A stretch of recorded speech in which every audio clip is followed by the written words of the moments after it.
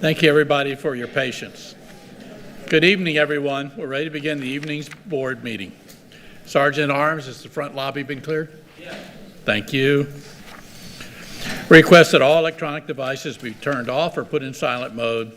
Also, please refrain from using flash photography, except during the special presentation portion of the meeting. I'm pleased to welcome you to the May 12, 2026 school board meeting. The time is 6:06 p.m. This meeting is called to order. The district's mission and vision, I want to remind people, is to ensure that each student achieves his or her highest personal potential, and the district's vision to be a world-class school system. Approval of the agenda as order of the business tonight includes the invitation, presentation of colors and Pledge of Allegiance, acknowledgments, recognitions, public comment, consent action items, which include 3 items under board office, 2 items under executive services, 4 items under academic student services, 8 items under school choice and administration, 5 items under strategy, 6 items under business services, 5 items under human resources, 3 items under safety and security and fleet operations, and 39 items under facility operations. Then we have 1 item under resolutions, 3 items under public hearings, and 4 items under good of the order business. Board members, is there a motion to adopt the agenda? I'll make the motion. Okay, Mr. Ribble. Second. Okay, seconded by Mr. Fisher.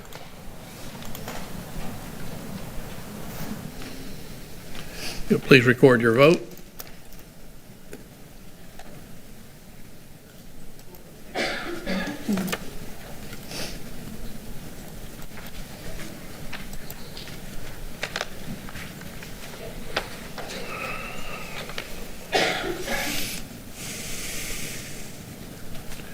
Motion carries 7-0. As is the custom of the board, I will lead us in the invocation, and then Mr. Ribble will lead us in the presentation of colors and Pledge of Allegiance. If you would please stand.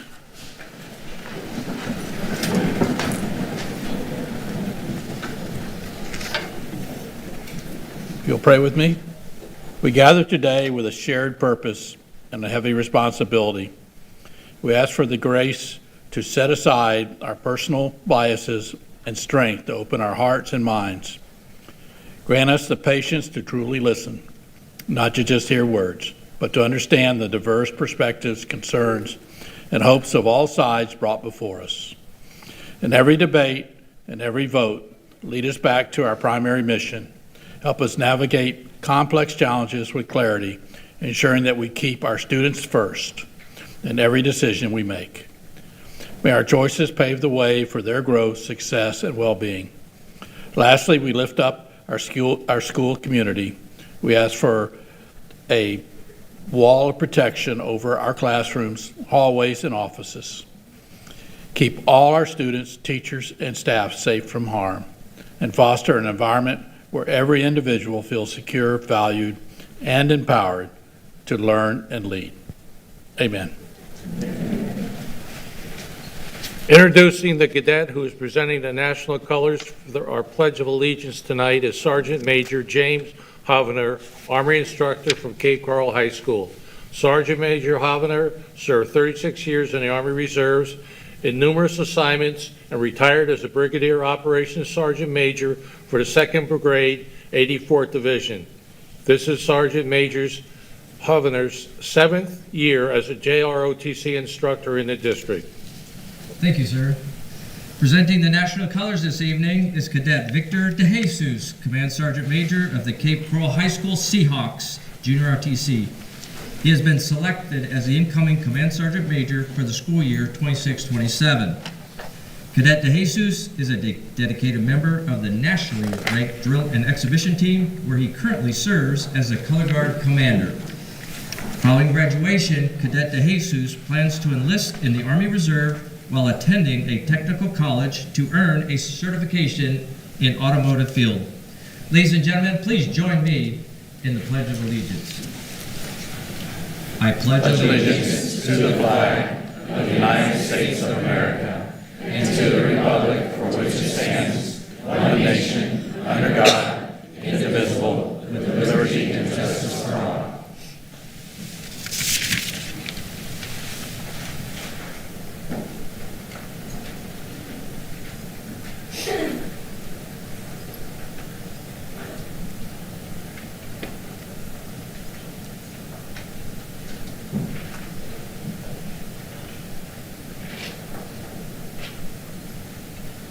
Okay, please be seated.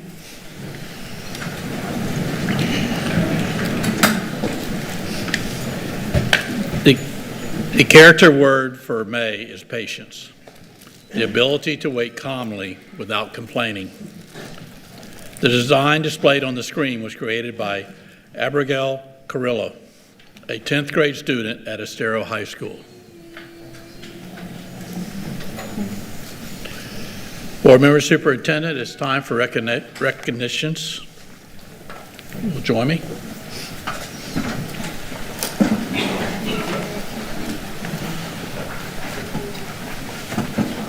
The Mariner High School JROTC Leadership Academy proudly celebrates an exceptional achievement as two of its elite drill teams earned Florida State Championships this season.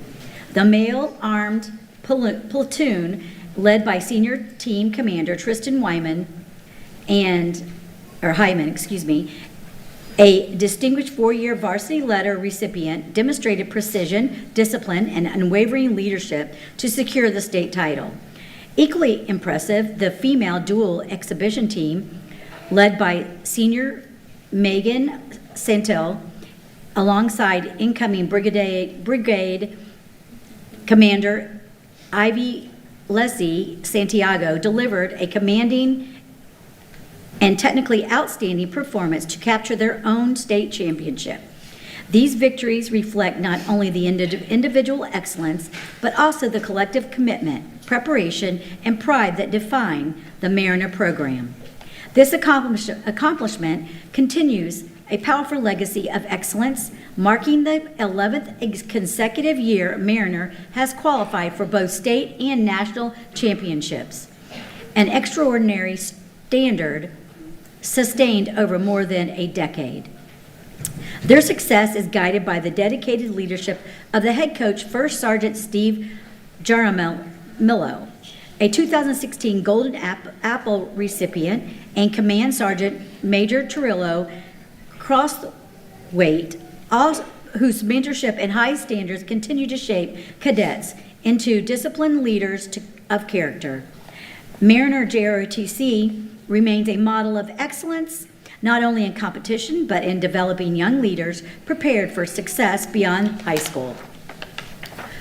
When your name is called, please line up at the ramp on the left side of the boardroom. Colonel Rodney Robinson, Director of Army Instruction, will present you with your certificates. We kindly ask that all recipients remain in place until everyone has been recognized. The female dual exhibition team is Megan Saintil, Ivalessis Santiago, and the male armed platoon, Tristan Hyman, Victor Carrillo, Ashton Vargas, Blake Manning, Braden Crookstrom, Nicholas Zilvelko, Gabriel Clisser Vigil, Miss Io Gonzalez, Troy Tijera, Ethan Moore, Angel Pillard, Sophia Guapacha Hernandez, my apologies, Tyler Willingham. The school board and the superintendent are proud to recognize these students and their coaches for their hard work and dedication that led to this outstanding accomplishment. Congratulations.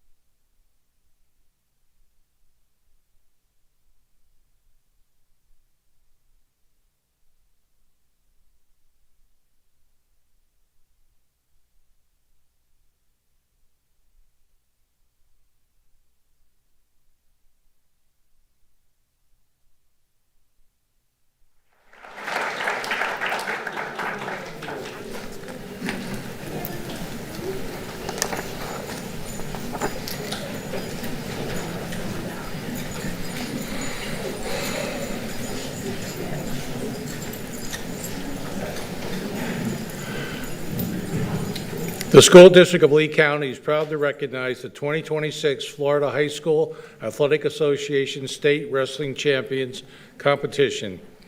The competition was held at the Silver Spurs Arena in Kissimmee, Florida, from March 5th to the 7th, 2026. When your name is called, please line up at the ramp to my left side of the boardroom. Dave LaRosa, Director of Athletics, will present you with your certificate. Kale Seneca. Kale is a senior at Fort Myers High School and won the 2A state title in the 126-pound weight class. While he is unable to be here tonight, we would like to recognize Eric Bush from Riverdale High School, who won the 2A state title in the 120-pound weight class. Accepting the award on his behalf is head wrestling coach Keith Evans. The school board and superintendent are pleased to recognize these students, along with their coaches, for the commitment, determination, and hard work that led to this outstanding achievement.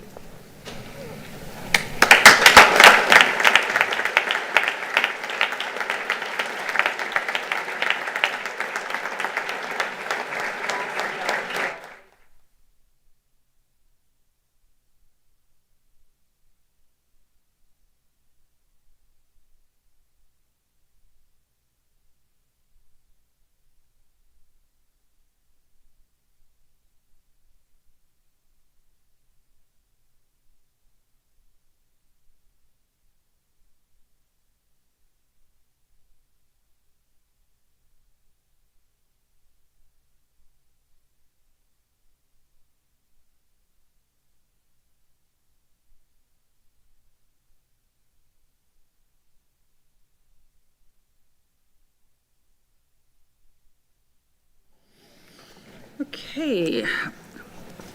Odyssey of the Minds. Okay.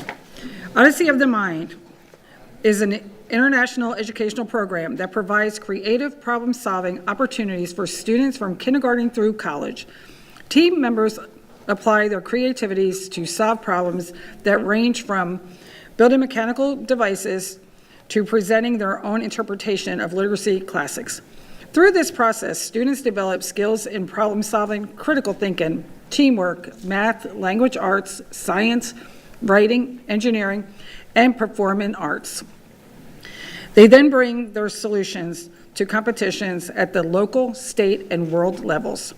This year's state competition was held on April 4th at the Orange County Convention Center in Orlando, Florida.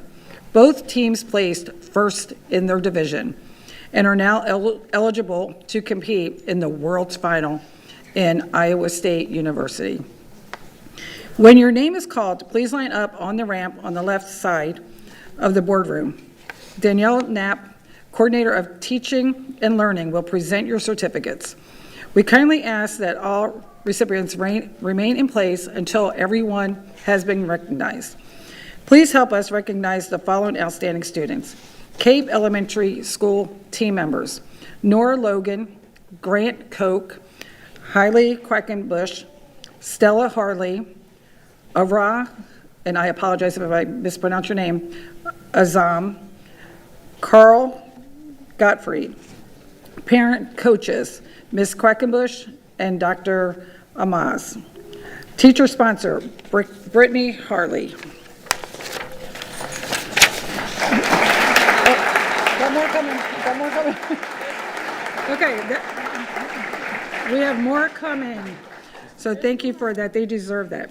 So North Fort Myers High School team members: Tristan Cordell, Maya Cotherman. Odyssey of the Mind state competition winners: Rihanna Cotherman, Chloe Deeds, Hope Felicialis, Catherine Hernandez, Jocelyn Thomas. Team coach, Wendy Sams. The team from North Fort Myers High School also received the Renistra Fosca Award for creativity. The board members and superintendent are proud to recognize and congratulate the teams from Cape Coral Elementary School, North Fort Myers High School on their truly world-class accomplishments. We also thank them for representing the school district of Lee County with excellence at the prestige state academic competitions. Congratulations.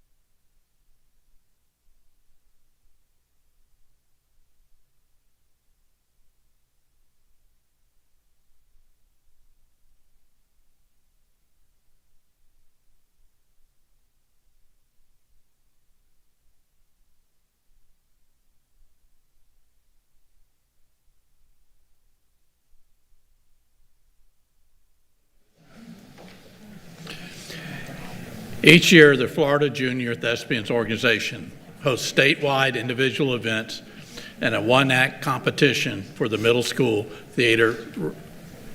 I apologize, got the wrong one. Mock trial first. Oh, well. I'll have a talk with the chair. The Lee County Mock Trial Competition was held on February 3rd and 6th, 2026 at Lee County Public Education Center and the Lee County Justice Center, hosted in conjunction with the Lee County Bar Association.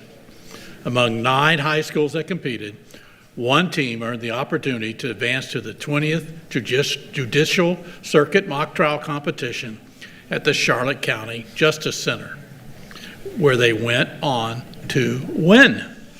That team then represented Lee County at the Florida High School Mock Trial Competition, placing 7th in the state.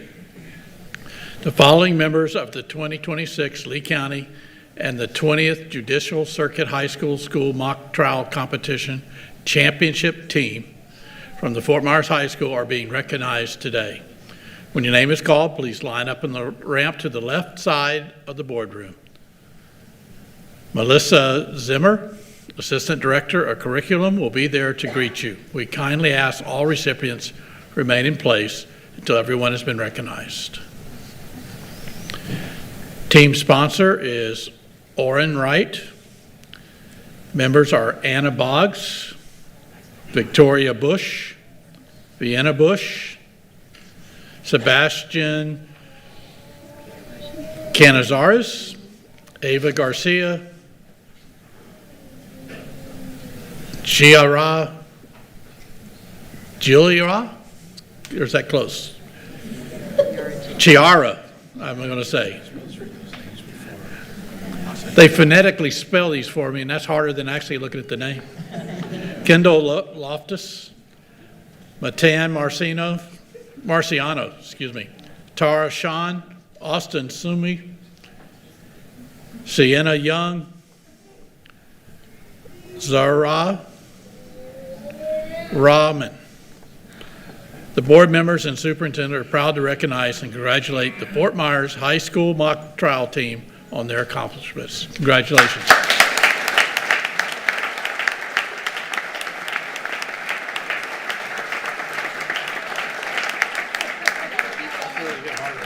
Great job.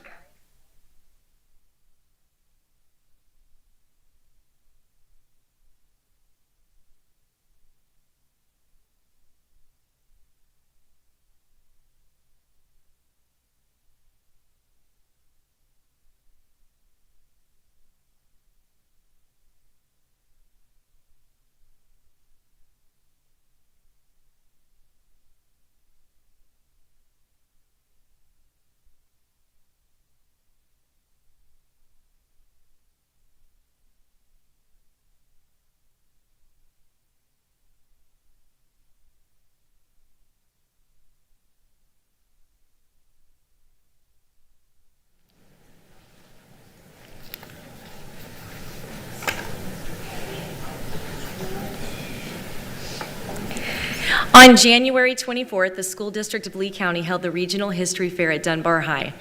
This year's event featured 101 talented students from 7 different schools. We are proud to recognize the following students who earned first or second place finishes and have advanced to the Florida History Fair in Tallahassee on May 5th. When your name is called, please line up at the ramp on the left side of the boardroom.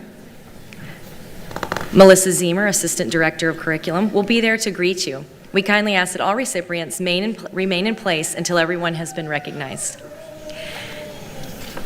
Diplomat Medal, Abigail Waters, Zoe Vermillion, Amaya Wilcox, Naya Toby, Valerie Riviera Vasquez, Michaela LaConte, Melina Facey, Cooper Conkey, Jackson Owen, Liam Boyce, Evie Gomez, Maya Carmichael, Kalia Meek, Adrian Manuel, John Belcastro, Everett Chandler, Kian Wood, Travis Opalski, Stephanie Hammerbacher, Gracie Hammerbacher, Olivia Obach. Sponsors were Lisa Larson and Tracy Weller. From Lehigh Middle School, Thaumi Trung, Gabriela Rundon, Catalana Jacques, Milan Romaro. Sponsor, Andrew Colvin. From Three Oaks Middle, Teen Vo, Sophia Pelanco. Sponsor, Gabriel Waldinger. From Fort Myers High School, Isla Abbey, Lola Posette, Anika Aji, Sarah Huda, Danielle Luzada. Matan Marciano, Samuel O'Brien, Lauren Gooch, Zoe Saldine Chuang, Lily Wellborn, Kylie Wittenko, Lila Parker, Olivia Alexander, Sarah Buntrock, Madison Baker, Zara Rahman, Kendall Loftus, Jack Sabo, Ibrahim Zufar, Austin Sumi, Brandon Suri.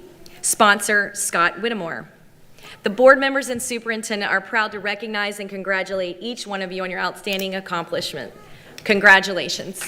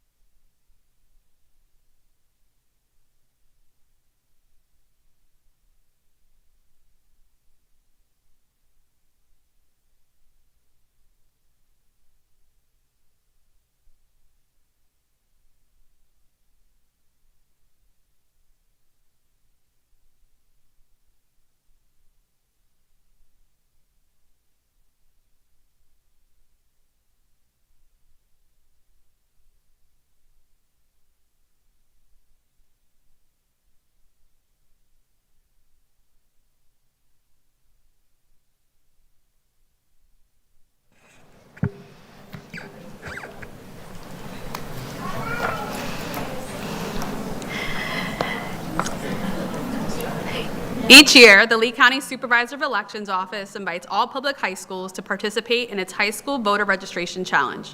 Since 1999, this outreach has been successful in the registration of thousands of new young voters. When a high school responds to the challenge issued by the Elections Office, representatives provide voter education presentations, after which all eligible students are invited to register to vote. This year, the following 13 Lee County high schools participated, including charter: Bonita Springs High, Cape Coral High, Cypress Lake High, Dunbar High, East Lee County High, Estero High School, Ida Baker High, Island Coast High, Lehigh Senior High, Mariner High, North Fort Myers High, Oasis High, and South Fort Myers High. From August 2025 to February of this year, the Supervisor of Elections Office was able to register 1,275 new voters and update the voter information of 685 students. The winners are determined by calculating the percentage of eligible students at each school age 16 and up who registered. When your name is called, please line up at the ramp on the left side of the boardroom. Melissa Zeimer, Assistant Director of Core Curriculum, Instruction and Assessment, will present your certificates. In third place, registering 146 new voters, 11% total registered from Mariner High School. Receiving the award on their behalf is Dr. Thomas Michael, Mariner High School Principal. In second place, registering 120 new voters, 12% total percentage registered, was Bonita Springs High School. Receiving the award on their behalf is Colonel Adam Lewis, Senior Army Instructor. And finally, in first place, registering 152 new voters, 28% of the total percent registered, is Oasis High School. Receiving the award on their behalf is Jack Concannon, government teacher. The school board and superintendent are pleased to recognize the first and second and third place winners of this year's high school voter registration challenge, and thank you Lee County Elections Office for hosting this, as well as all the high schools and students that participated. Congratulations.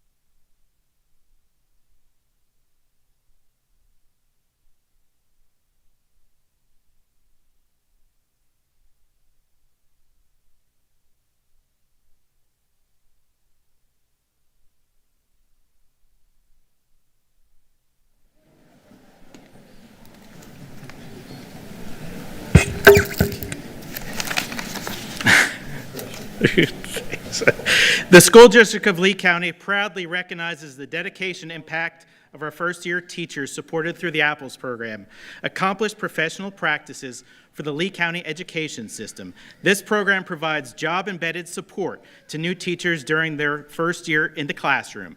The nominees are first-year APPLES educators who have demonstrated exceptional skill and dedication in their roles, earning the respect and admiration of students, colleagues, administrators, parents, and the community. A selection committee of principals, teacher representatives, and district staff reviewed applications and conducted interviews to determine the regional finalists and district-wide honoree. When your name is called, please line up at the ramp on your right, my left, side of the boardroom. Dana Philpott, Coordinator of Organizational Development and Retention, will present your award. We kindly ask that all recipients remain in place until everyone has been recognized. At this time, we're pleased to acknowledge our APPLES New Teacher of the Year regional finalists.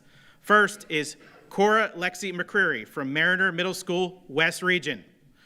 Next is Caitlin DiGirolamo from Lemuel Teal Middle School, East Region. Next up is Kyle Tavares, Cypress Lake High School, South Region.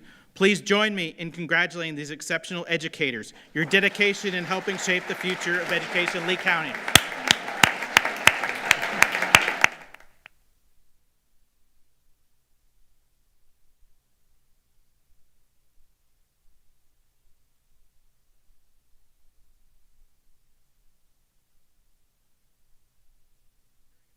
Visit to her school. This evening, we're proud to formally celebrate her achievement in the presence of the school board and our community.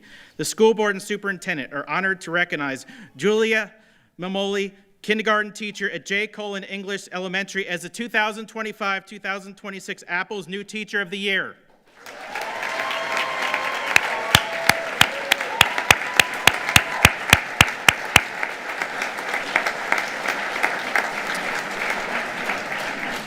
On behalf of the entire district, we thank you for your dedication, your unwavering commitment to excellence, and the lasting impact you have made on our students and school communities. Congratulations.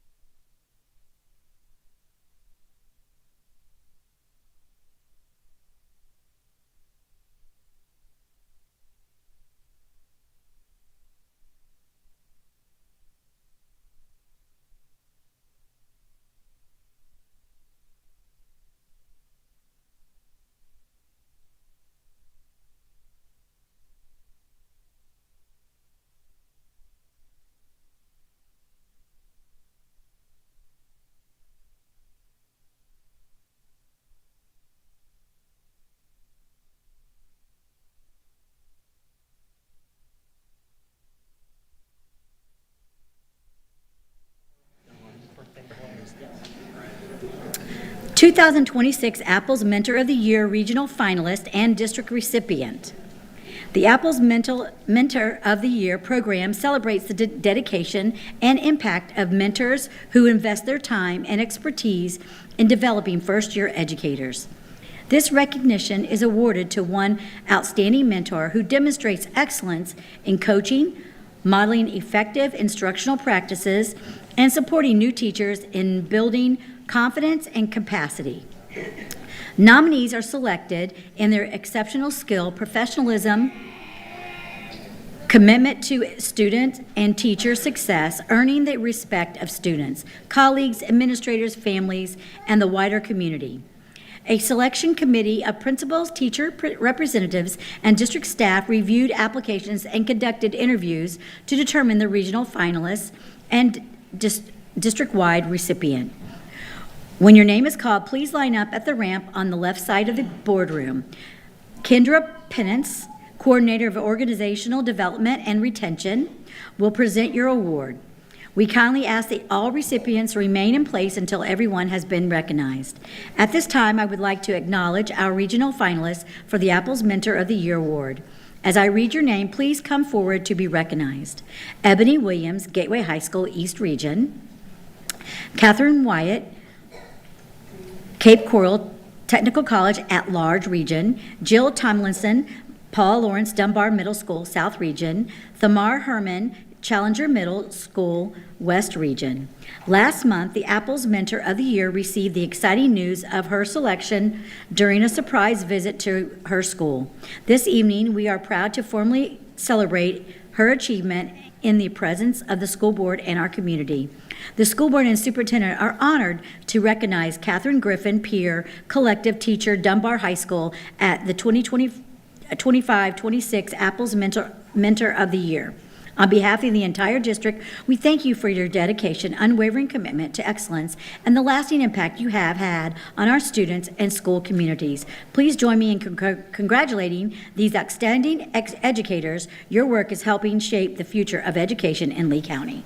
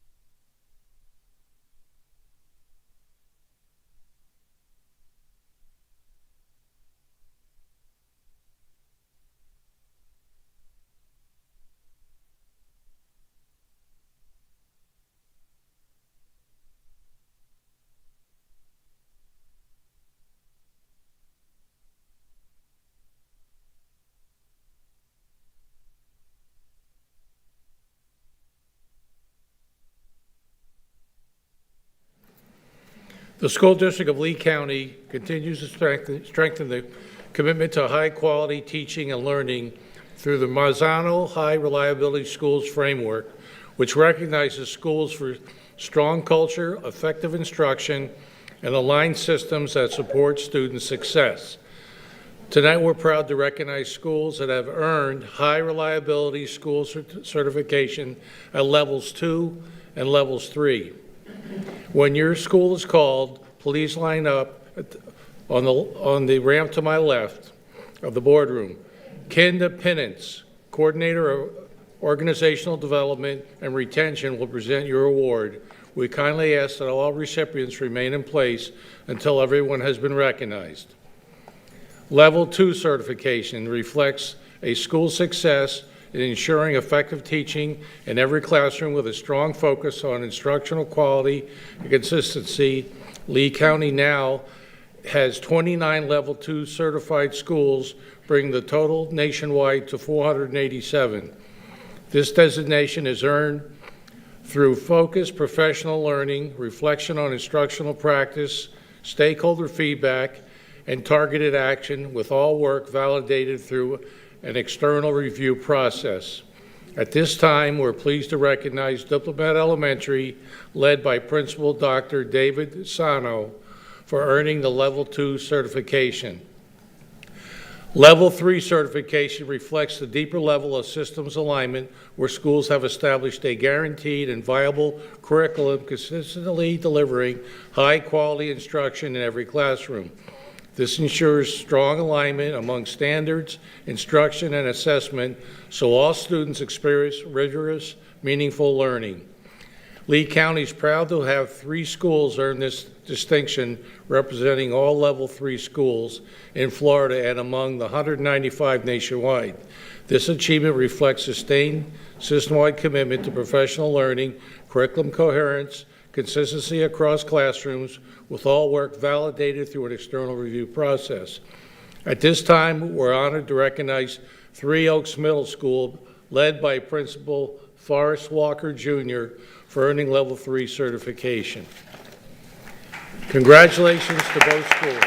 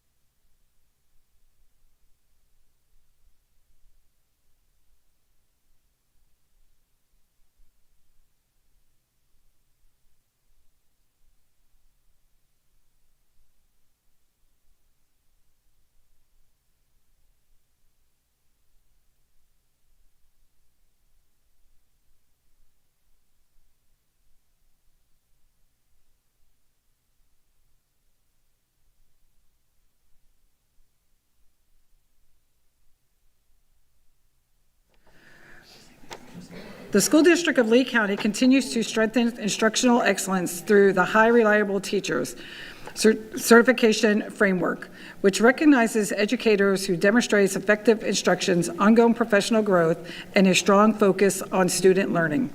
Teachers who earn this certification complete, advanced professional learning, met vigorous applications requirements, and submitted evidence on their practice for expert review, reflecting both individual excellence and the district's commitment to high-quality instructions. Level 1 certification recognizes educators who demonstrate strong instructional practices, continuously refine their teaching, and uses student data to guide their work. These educators joined a distinguished group of fewer than 600 teachers nationwide. When your name is called, please line up on the ramp to the left of the boardroom with Kendra, Miss Kendra over there, Coordinator of Organizational Development and Retention, and she will present your awards. Level 1 certified teacher to be recognized. And I was not supposed to read that, I don't think, but I read it. April McGlynn Johnson, elementary math teacher, Hancock Creek Elementary. Congratulations on this outstanding accomplishment and for the meaningful impact you continue to make on your students in the districts. Thank you.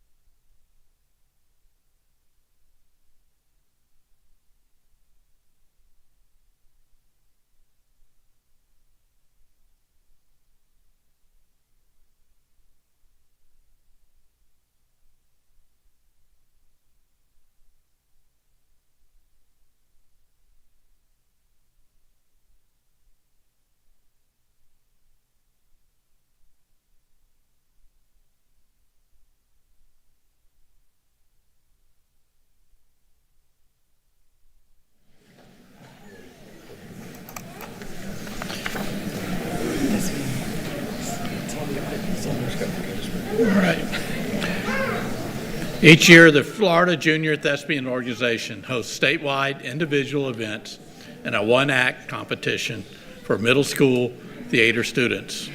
This year, Lee County Junior Thespian students competed at the state level in events such as technical costume design, solo musical performances, duet acting, improvisation. Thank you. and ensemble acting. The students we recognize this evening received the highest rating of superior at this prestigious competition. Some of the students honored here tonight were unable to make this recognition as they are preparing for their end of the year performances. We are proud to honor the following junior thespians. When your name is called, please line up the ramp on the left side of the boardroom. Dr. Jason Tomaszewski, Assistant Director of Arts, Athletics and Activities and Administration, will present your certificates. We kindly ask that all recipients remain in place until everyone has been recognized. Challenger Middle School. Teacher Mrs. Barbara Chifuntes? Chief, okay. As she said, Principal Christopher Drake. Student Luca Distill. Gulf Middle School. Y'all need to bear with me. I've got about 200 names here. Teacher, Miss Julie Solomon. Principal, Mr. Westmoreland. Students,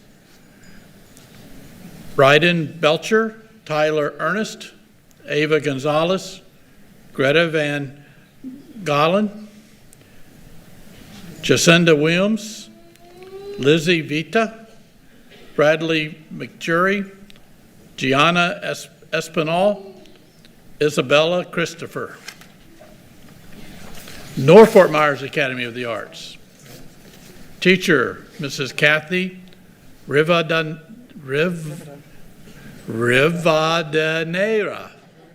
Woo. Principal, Mr. Andy Miller.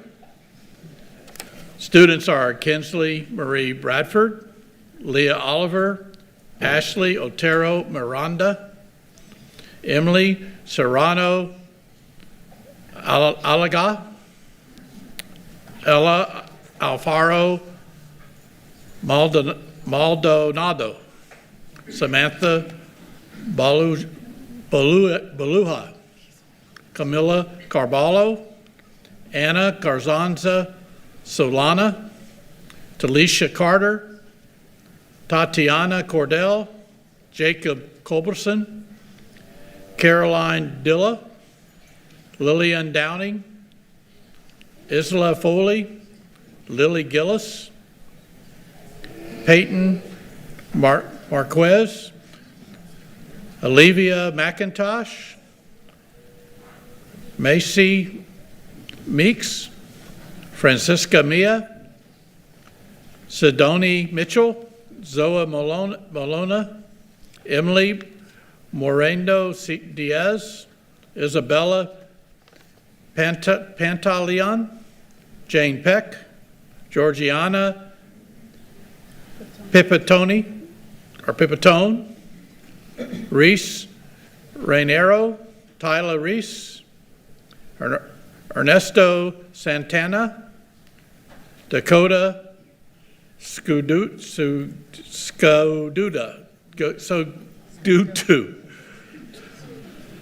Audrey Short, and I do apologize for these names, y'all. Emily Skoksik, Samara Solomon, Sadie Sorensen, Serena Worcester, and Haven Wright. Congratulations to all y'all.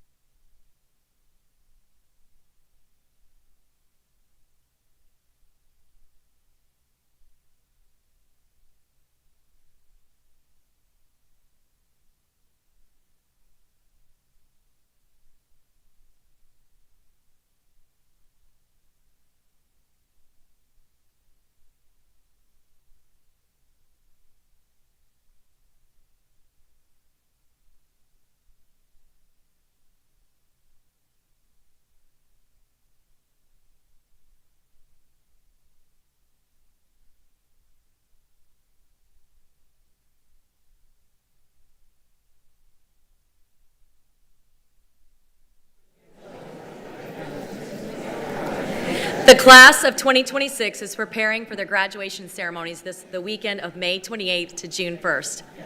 The School District of Lee County takes great pride in celebrating this pinnacle of academic achievement for our seniors and their families. We look forward to being there with them. In a special tribute, each high school will honor the students with the highest grade point averages. The titles of valedictorian and salutatorian represent years of rigorous dedication, intellectual curiosity, and disciplined study. For the class of 2026, these high-achieving students have earned GPAs ranging from 5.3 to 6.7. They represent less than 2% of high school seniors earning an international baccalaureate diploma or a Cambridge diploma. They've also served as leaders and role models with their schools and our community. Valedictorians and salutatorians are selected based on their cumulative weighted GPA at the end of their 7th semester of high school. Grade point averages are calculated to the 10,000th place to determine class rankings. The school board and superintendent are proud to recognize and celebrate these amazing students. We will first introduce our valedictorians and take a group photo with them, and then call up our salutatorians for a group photo. Valedictorians, when your name is called, please line up at the ramp to my left at the back of the boardroom. Dr. Nathan Shaker, Chief Academic Officer, will present you your certificates, and we kindly ask that all recipients remain in place until everyone has been recognized. The class of 2026 valedictorians are Alina Augustine, Bonita Springs High; Janelle Bombino, Cape Coral High; Caitlin Holcomb, Cypress Lake High; Nishini Fernando, Dunbar High School; Ellis Rodriguez, East Lee County High; Ryder Selleck, Estero High School; Jennifer Dong, Fort Myers High; Gavin Griffith, Gateway High School; Siobhan Soni, Ida Baker High; Genesis Zapata Vasquez, Island Coast High School; Alyssa Torres Montesino, Lehigh Senior High; Giashanti Fainus, Mariner High; Justin Wang, North Fort Myers High; Evan Mintz, Riverdale High; and Sailor Davis from South Fort Myers High. Congratulations to the 2026 valedictorians.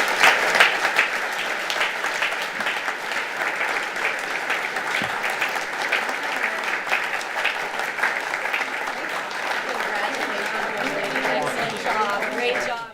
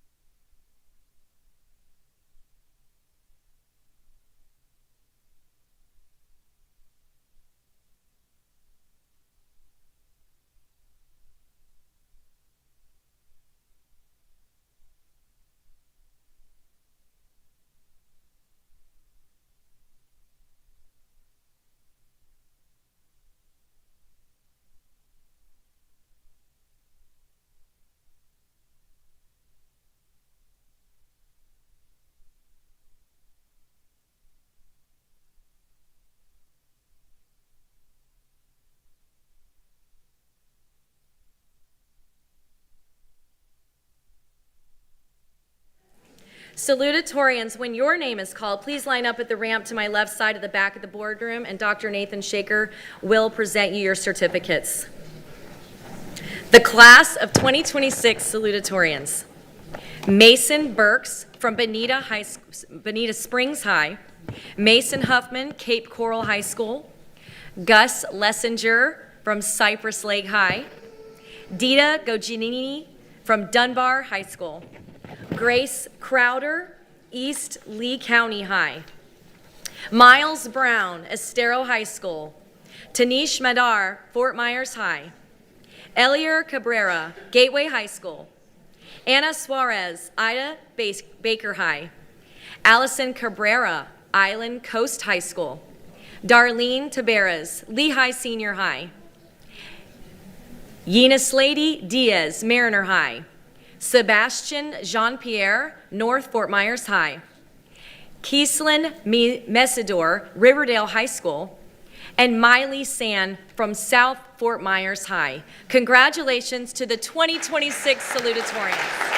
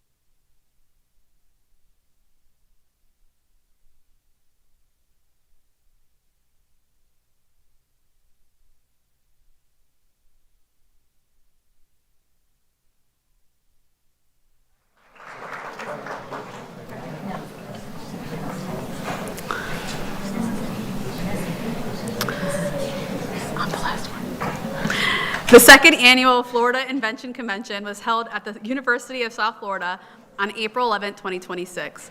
Among students from Southwest Florida who participated, the following students from the School District of Lee County received high honors and will have a chance to participate in the Invention Convention U.S. Nationals. When your name is called, please line up at the ramp on the left side of the boardroom. Danielle Knapp, Coordinator of Teacher and Learning, will present your certificates. We kindly ask that all recipients remain in place until everyone has been recognized. Please help us recognize the following outstanding students. Gateway Charter Elementary School, Olivia Areola.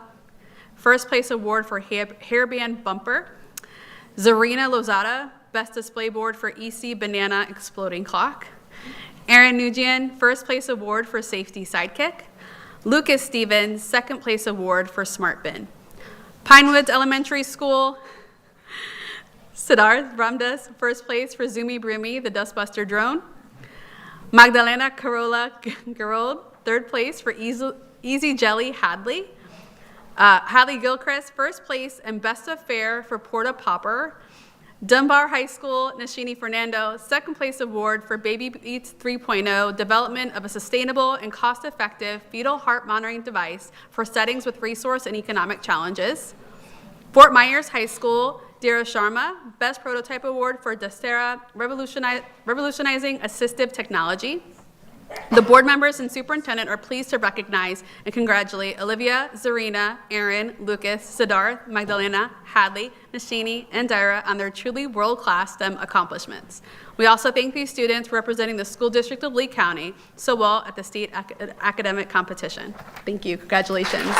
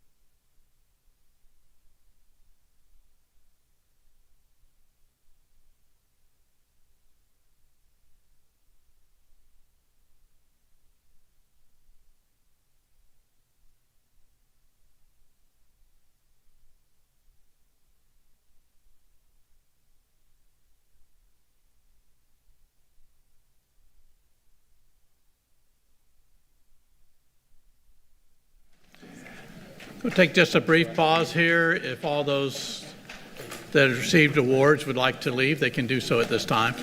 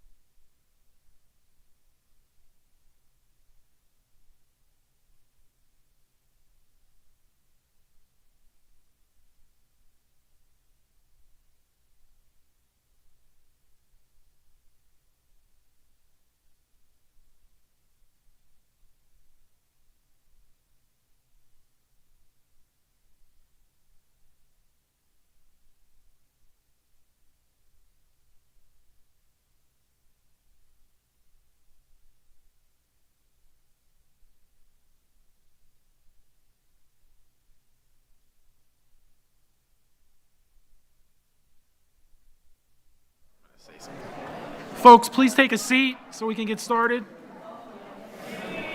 Just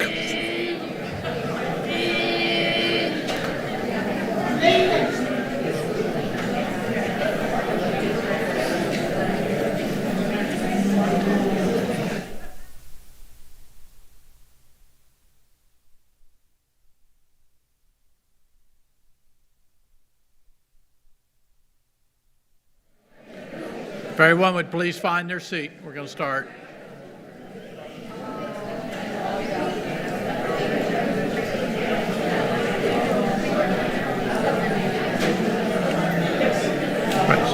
All right, I'd like to thank everybody for your patience. That was a lot of recognitions, but we wanted to get it done before the end of the school year. So thanks again. Next item on our agenda is public comment. Mr. Dodig, would you please address the item of public comment? Yes, Mr. Chair.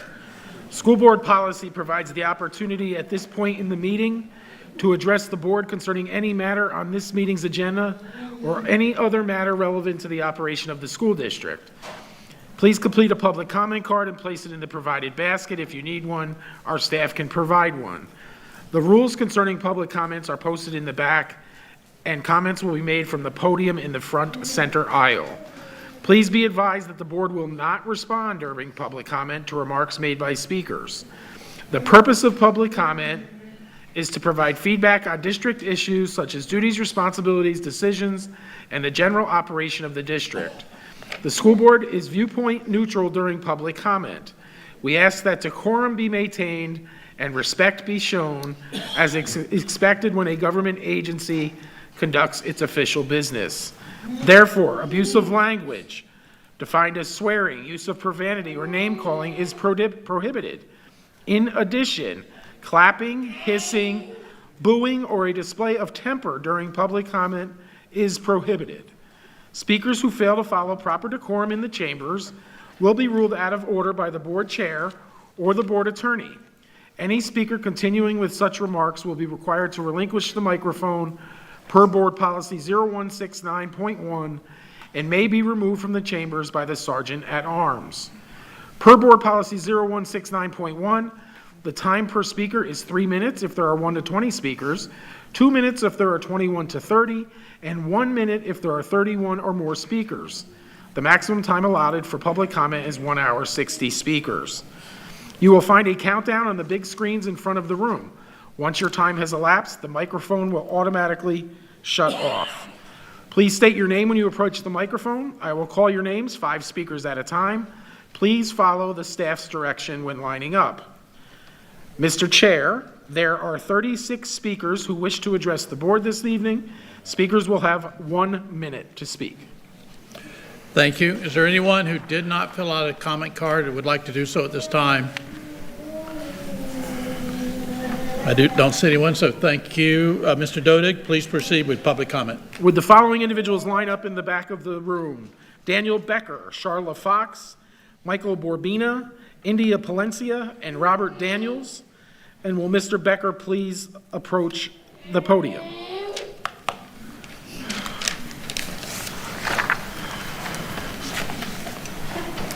Good evening. My name is Daniel Becker. I'm a resident of Lee County School District 2. I know they're supposed to be nonpartisan, but the superintendent and 6 of the 7 Lee County board members identify as Republicans, as faithfully follow the party's and Tallahassee's agenda. One of the key Republican positions is to not support public schools. Instead, they promote universal school choice, which is a thinly veiled term for promoting state-supported educational options like private schools, charter schools, and homeschooling. What that means is, directly or indirectly, the superintendent and the board are committed to making sure the Lee County Public Schools fail. An example of this is having a $45 million deficit. Thank you. Your time is up. Time's up, sir. Sir, your time is up. Thank you. Thank you. Ms. Fox, Charla Fox.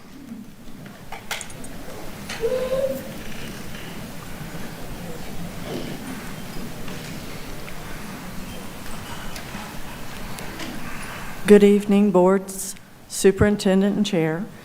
My name is Charla Fox. I've spent 25 years in Lee County classrooms. I've seen leadership come and go, but I have never seen morale as fragile as it is today. Last year, the narrative was desperation. We were hiring internationally because we could not fill seats. This year, the narrative has shifted to right-sizing the budget. But let's be clear, calling these non-renewals instead of cuts is a semantic game that our students are losing. When a principal is forced to cut 10 to 20 teachers to meet budget targets, we aren't just losing employees.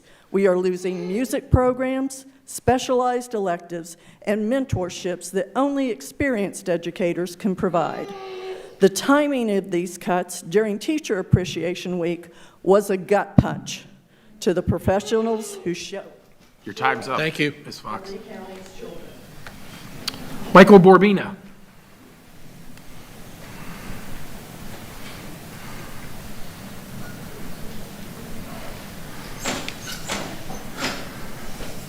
Michael Borbina, Bayshore Elementary student parents, Riverdale High School teacher, TALP member, building rep. Last night, Kerr showed everyone just how different the budget is each year from what actually gets spent. Always a lot of $1 million left over. Then a tiny offer made. I remember when one of the school board members came to Riverdale High School about a millage for buildings wanting our support. Where is that millage for teachers? I want to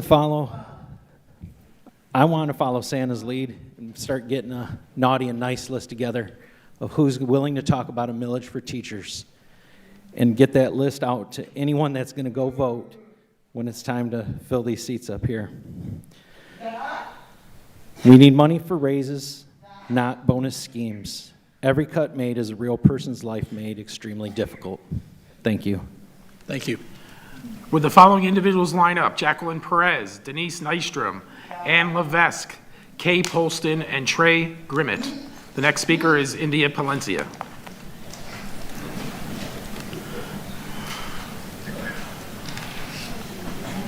India Palencia. This community is being asked to accept deep school cuts as responsible leadership, but you cannot claim students come first when classrooms are the ones absorbing your instability. A 3% cut in a school means teachers, support, staff, arts, electives, technology programs, and student services disappear. A 3% cut in bureaucracy often means delayed purchasing or postponed initiatives, and those impacts are not equal. A potential $92 million deficit does not happen overnight. That points to years of failed forecasting, failed planning, and failed oversight. If most working people contributed to the losses on that scale, they would not be rewarded with media interviews explaining why everyone else has to sacrifice. They would be held accountable. Instead, schools are absorbing the instability while administrative growth and expensive spending continue. And now the public is being told these will continue to be ongoing cuts. The district keeps discussing symptoms while avoiding the root causes. You cannot fix what you refuse to face. Thank you. Robert Daniels, no clapping, please.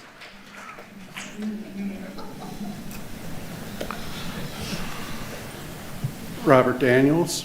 There's been talk that we put students first here in Lee County. I've been coming here with numbers for years in a row, always explaining how we seem to always lose the money when it goes to the teachers and the students in the classrooms. This is just the latest example of money disappearing and it being borne the brunt of by the students. In the school year 2011, we had the same number of teachers employed in this district as we do today, with only 81,000 FTE. The numbers reported for this year was 108,380. How can we cut over 400 and counting positions across all of our schools, bringing us to the lowest number of teachers we've had in over 25 years, while having more students than ever without this affecting the students? Class size has ballooned from what used to be 15-to-1 to 20-to-1 student-to-teacher ratio. That is not world class. No clapping. Jacqueline Perez is the next speaker.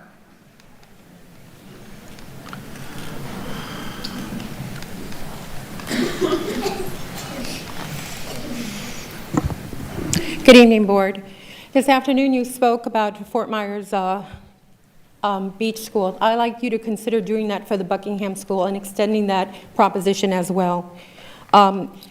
In February, you traveled to Tallahassee with an agenda, legislative agenda. You didn't even consider making that proposition of enrollment for children and changing legislative laws to change the bills that are being passed by people, by your legislative relationships that you have with Jonathan Martin and all these other bills that you have that are being passed that are hurting the enrollment rates. And you supposedly have this great relationship with your legislators. I don't know what you're doing. You're taking all these donations from your local legislators that are hurting teachers, enrollments, and you claim that you have all these great relationships. It's hurting, all these bills that are being passed are hurting the school rates for all these enrollment rates. What are you doing? It's like you are the Trojan horses that are hurting our kids. Time's up, Ms. President. Denise Nystrom.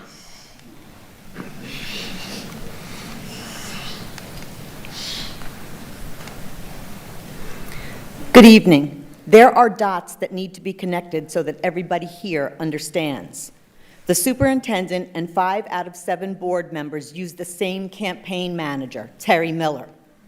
Your campaign manager is also a lobbyist and lobbies the county commissioners for Neil Builders, the developer who wants to build over 1,000 homes in Alva. 4 out of the 5 commissioners use Terry Miller for their campaign manager. That's why the district is spending $100 million to build a high school in Alva that is out in the middle of nowhere. It is my understanding that the district is also responsible for the infrastructure, the sewer, the water, the electric. So the superintendent and board members get elected to office, and then they follow the marching orders of their campaign manager. The students and the staff should be the priority, not building a school in rural Alva. You have time to cancel this. Support the teachers and your staff. Ann Levesque.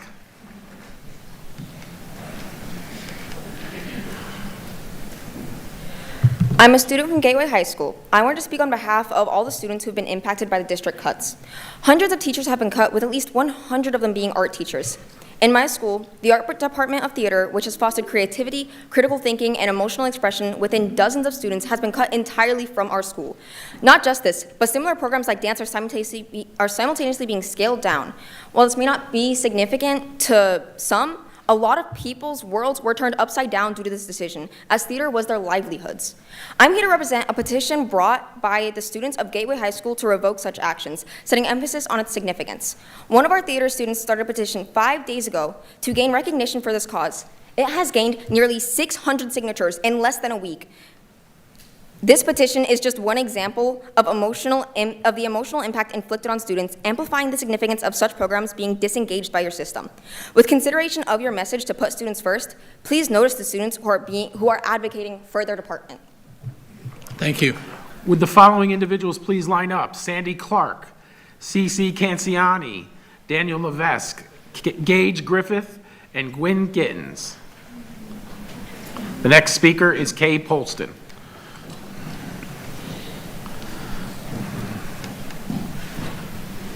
Hello, I'm Kate Poston, counselor at Edison Park Elementary. I'd like to thank each school member and superintendent for your service for our school district.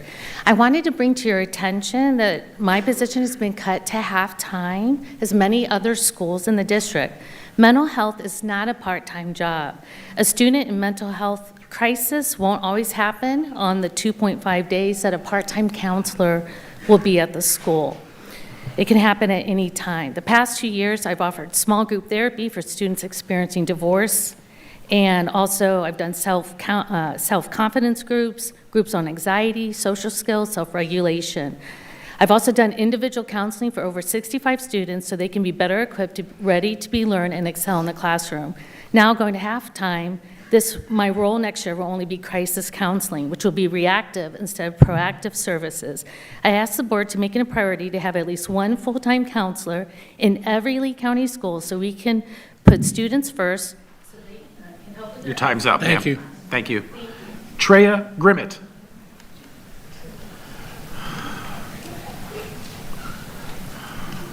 Good evening. My name is Treya Grimmett, and I'm a senior at Cypress Lake High School. I moved here my sophomore year from a small town in Illinois, not knowing anyone and feeling completely out of place. That changed because of one teacher, my world history teacher. He made me feel seen and welcome. He connected with his students every day. I'm speaking about him in past tense because you guys cut him. At Cypress Lake alone, around 20 teachers were cut. That's not just number, that's mentors and hundreds of students impacted. I've also been involved in the Be a Buddy Special Olympics event and serve as an aide in an ESC classroom. I've built real relationships with those students, and they've inspired my future in special education. Now, with ESC students being moved, those connections are at risk. From a student's perspective, this feels driven by money, not people. You're cutting teachers and programs while adding high-paying positions and building a new school you may not even have staff for. When you remove teachers, you remove stability. When you move ESC students, you remove belonging. Everyone in this room wearing black supports my message too and is affected by these cuts as well. We are asking you to do better, to listen, reconsider, and remember this is about people. Thank you. Time's up. No clapping. No clapping. Sandy Clark. And I ask you to adjust the microphone to your height when you get up there. I have a hard time hearing some folks. Thank you. You can raise it higher. There you go. Go. My name is Sandy Clark, and I'm one of over 5,000 teachers in our district. At my school, 33% of teachers were not renewed. The district is losing hundreds of teachers. Even schools who have no change in enrollment numbers have seen a massive budget cut. The district is touting fiscal responsibility and professing we aren't cutting arts, we are cutting waste.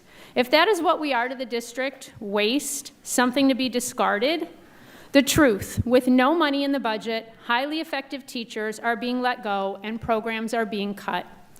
Those teachers who remain next year will have 30% more students to support. High schools are predicting class sizes of 40 to 50 students. The law is no more than 25 students per class, all while the district claims these cuts will not impact students. How can the board help? Stop rubber stamping every new executive level position. Stop building Alva High School, which is $40 million over budget. This is not fiscal responsibility. This is a dismantling. Thank you. Time's up. Time's up. No clapping, thank you. CC Canziani.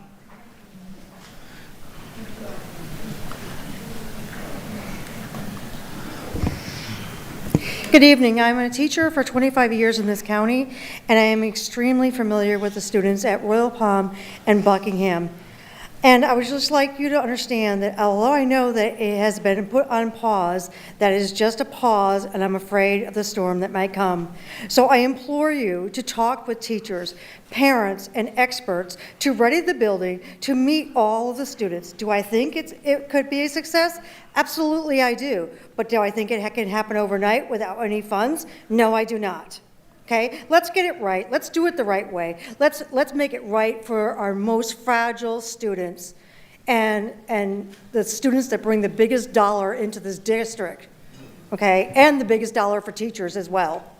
So in advance of the fact that you do a change, please consult with professionals that know what needs to happen in that building for a change. Thank you. Daniel Levesque.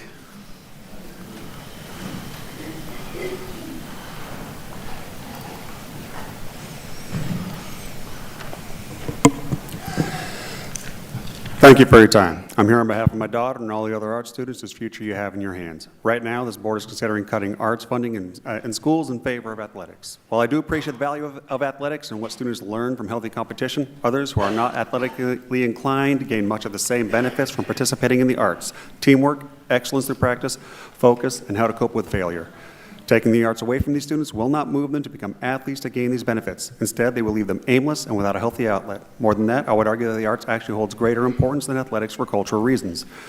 Our culture defines who we are as a people, and while athletics have their part, it is not the most lasting or impactful. I doubt that anyone here can name a single gold medal winner from the 1960 Olympics, but everyone knows the Rolling Stones, Marilyn Monroe, and Ernest Hemingway, all artists from around the same era, and all with an impact on our culture that remains to this day.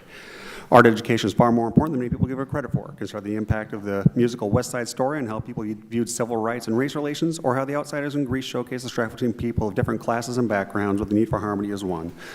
Thank you. Thank you. Would the following individuals please line up? Sergio Cruz, George Fox, Jacob Mossholder, Chelsea Clark, and Peggy Stamper. The next speaker is Gage Griffith.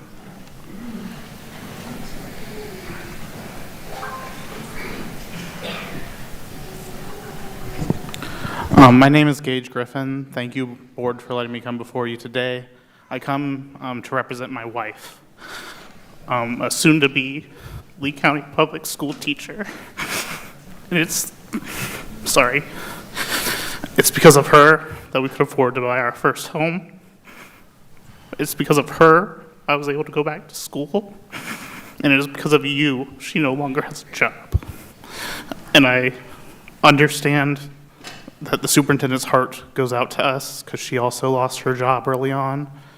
But it's hard to believe that you can say fiscal responsibility is the reason that you're cutting waste when what's being cut is my wife's job, my family's home. And it's shameful to say that she's waste and to stand in front of us and lie about what you can do is wrong. Thank you. Thank you. Time's up. Gwen No Gittens. clapping.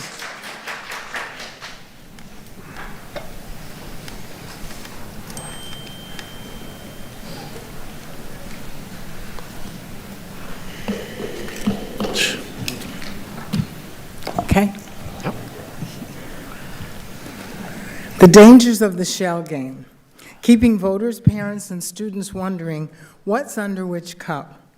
The budget is under one cup. And as you stated, for 4 years, some schools receive more money than they should have. How is that hidden? Another cup, enrollment. You needed more money, so you blamed in low enrollment. But the East Zone numbers, quote, are 102% over, not going down, end quote. How many times have you heard me say that? Here and there. The large staff and salaries at the district office are under a cup, and you're forced to share the data. You cut and you add. Right sizing is not just trying to wear a size 8 shoe when you really wear a 10. Your lives and ours would be much happier if you share more information. Time's up. Thank you. Sergio Cruz.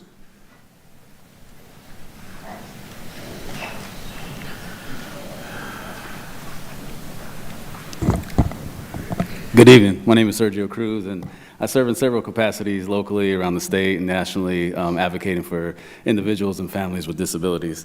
But here tonight, I'm here on behalf of the students and families of Buckingham Exceptional Student Center to ask for stability and reassurance. For many of these students, consistency is critical to their emotional well-being, academic success, and daily routines. Buckingham is more than a school building. It is their home. It is their safe place.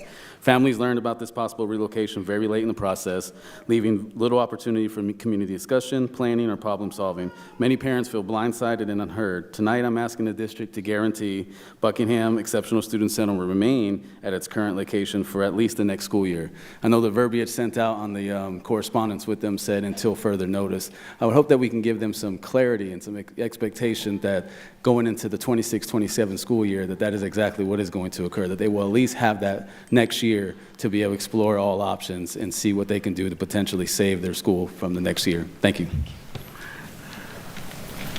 George Fox.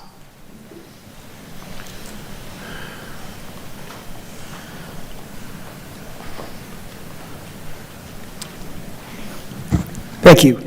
Yes, one place the board can find over $40 million is the interest that gets paid on the capital debt, which is $1 billion. When we set up the half-cent sales tax those many years ago, the idea was to save the money so you could open the school debt-free.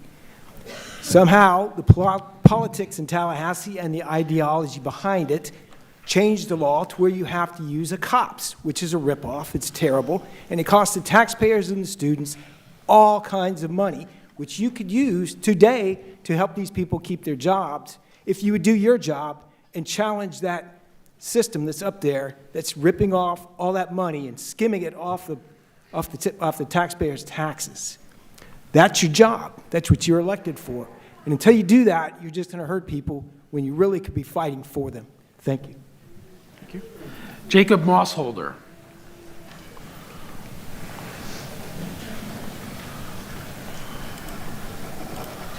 Good evening. My name is Jacob Mossholder. You raise the mic, sir. Just raise it up a little so we can hear you. There you go. All right. I had a bunch of stuff written here. You're hearing it all. I mean, we've got teachers lining up here one after another. They're the foundation of our community. You know that. You all know that. You ran for these positions. You were elected to these positions. You know what's right. You know what's wrong. At the end of the day, we can't cut our way to an A-rated school district. You go find the money. You go do the lobbying that's been done to you. We've got a ton of things we're not using. We've got textbooks that we aren't using, from what I hear. We've got technology being force-fed down our students' throats. It's ineffective. We're raising the first generation that is going to test lower than the generation prior to it. That's what you're doing right now. Figure it out. I trust you can. I appreciate you all being here. You're going to continue hearing it for another, 20 minutes. Hopefully it sinks in. Thank you again. Thank you. Thank you. Will the following individuals line up? Todd Dusenberry, Lulu Dusenberry, Christy Steinkamp, Mackenzie Canny, and Martha Crotty. Chelsea Clark is the next speaker.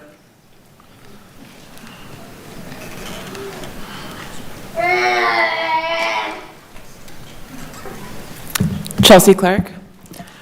As the saying goes, I can't believe what you say because I see what you do. The district says it wants to achieve A-level performance, yet we are preparing to adopt yet another screen-based ELA textbook subscription. Since the adoption of screen-based instruction, reading proficiency in Lee County has dropped from 75% in 2009 to 54% last year. At FMHS, my team has largely moved away from digital textbooks and instead uses paper-based resources aligned to Florida reading lists.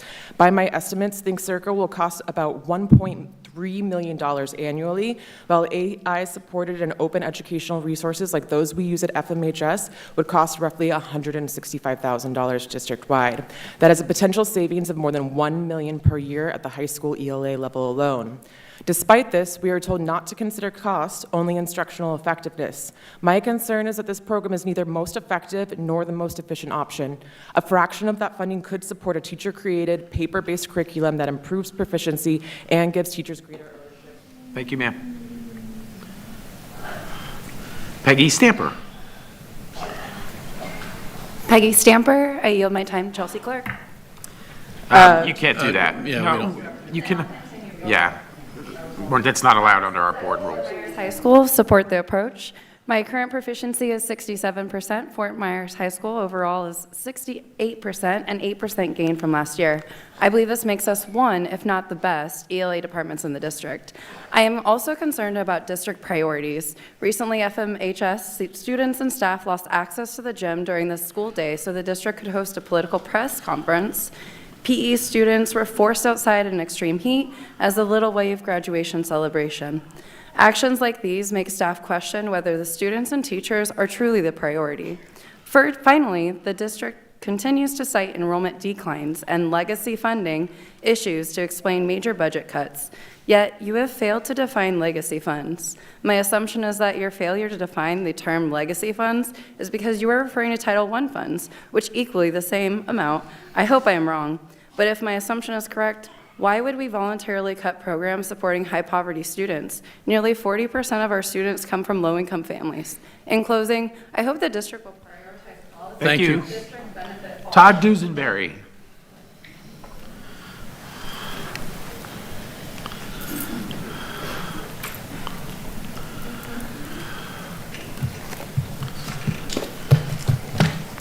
Okay, I'm Todd Dusenberry. I teach at Cypress Lake High School. I've been here many, many times already about Be a Buddy, life skills, and Special Olympics.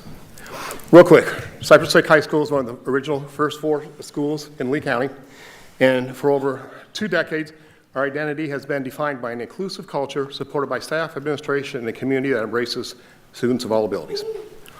A culture of remembrance and legacy. I've said this to you already.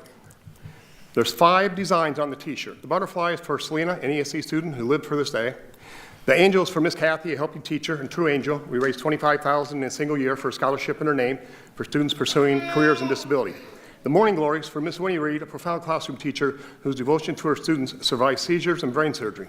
The coins for Carson, a student athlete who loved the West Wing and our ESC students. Though COVID took her graduation walk, she has been at every Special Olympics since. Cannon Strong, Coach Cannon, Maureen Cannon, 29-year veteran teacher. She was a backbone of this event, and though she never got to finish her 30th year, her spirit remains. These individuals took a piece of my heart with them when they passed. Thank you. Thank you, sir. Lulu Dusenberry.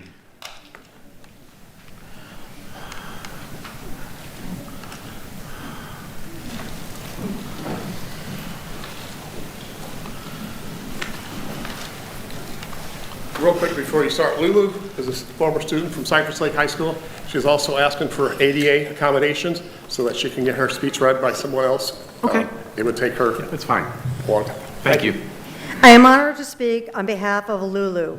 My name is Lulu, and I am known as Ms. Unstoppable. I am proud to graduate of Cypress Lake High School and a former ESC student born with cerebral palsy. I mention my disease because it's what placed me in ESC. The Lee County schools ensure disability never defined me. When I think of Cypress Lake, the only word that fits is home. It's a place of pure acceptance where students with and without disabilities are in the same building and they're just friends. I see the magic every year at the Special Olympics. Students start unsure, and they leave as friends. That is the Panther vibe. That is inclusion. That inclusion made me the woman that I am today. I went on to go to Fort Myers. Thank you. The time's up. Christy Steinkamp. No clapping. Christy Steinkamp. Oh, I'm sorry. Okay.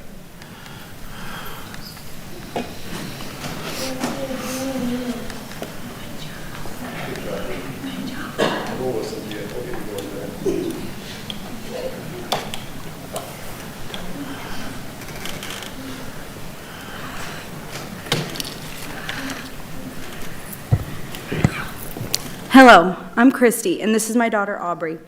Aubrey is rare, being she's the only one out of 3 in the world known with her variant of GNB1, and the only one known in the United States. Something else that's rare is a school that meets all the needs for our medically fragile kids like Buckingham does.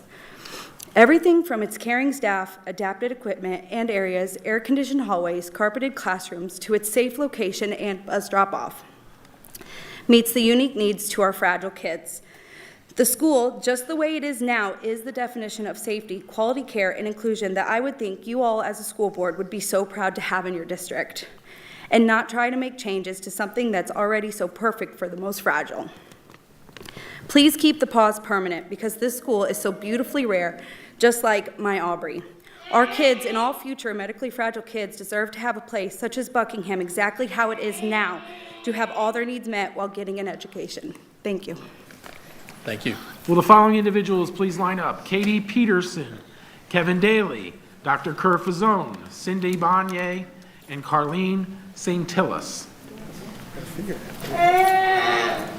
Next speaker is Mackenzie Canny.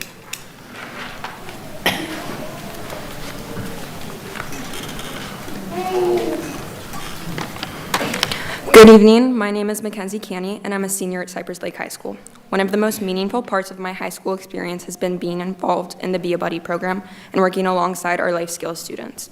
Through Special Olympic events, classroom activities, and everyday interactions, I've learned lessons about patience, kindness, resilience, and joy that cannot be taught from a textbook. These students are not separate from our school community, they are a part of the heart of it. They have impacted me and so many other students in ways that are difficult to fully explain unless you've experienced it yourself. The friendships built through these programs change people, and they changed me.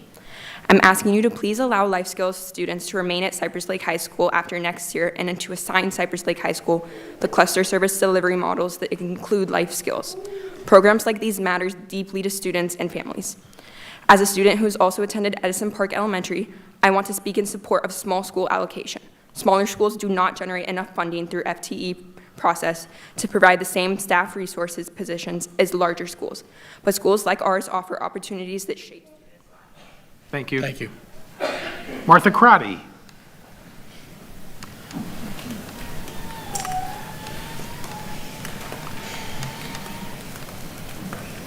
Good evening, board members and superintendent. Tonight, the superintendent is asking the board to approve more than $135 million in district spending under one consent action item, with no discussion and one single vote for the board to approve. Consent agenda items are intended for routine matters, not major financial decisions that deserve public review and board discussion. Placing large spending items under consent reduces transparency and limits accountability. Items involving significant funding should be listed as regular agenda items so the public can hear the discussion, understand what is being recommended, and how each dollar is being spent.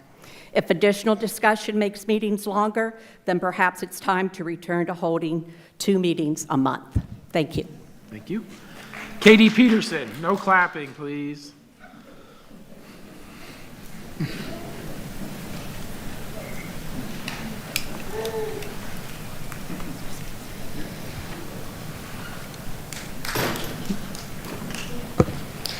Good evening. My name is Katie Peterson. My daughter Grace is a second grader at Buckingham Exceptional Student Center. I first want to thank you for pausing the relocation of the Buckingham students. I continue to urge you to make the pause permanent. But tonight I want to initiate a broader conversation. When people pass by individuals with visible exceptionalities, why do they so often avoid engaging with them? Why are the students featured on social media by the school district almost exclusively those who appear typical, instead of also including more students with obvious exceptionalities like my daughter or other students in her school? And why are life-changing decisions like displacing our students even being considered for our exceptional students without meaningful input from those who care for them every day? I doubt these decisions are made with malicious intent, but hopefully instead from a lack of understanding and a desire to avoid saying or doing the wrong thing. But while I appreciate the desire to not do the wrong thing, I believe we need to swing the pendulum the other way and instead focus on doing the right thing and see how truly exceptional these students really are. Thank you. Thank you. Kevin Daly.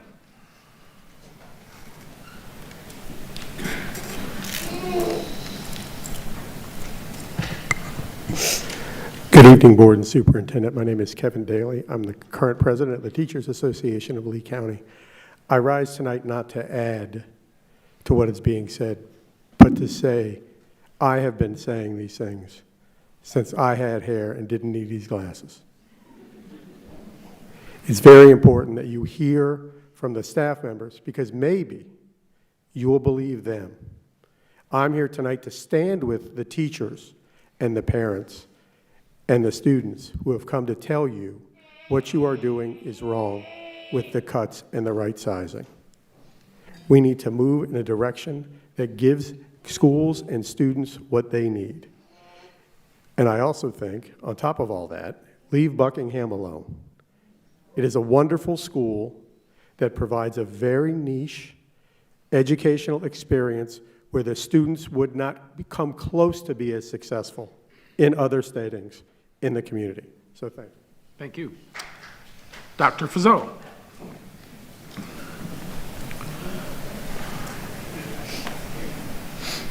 Hey, good evening. Kerr Fazzone, Director, Chief Negotiator for TALC.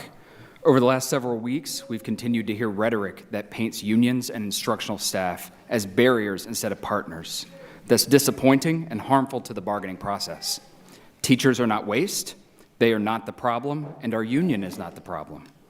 Last night, the district presented approximately $5 million in bargaining authority for TALC, yet most appears to be TISA funding from the state, not new local investment by this board into instructional staff.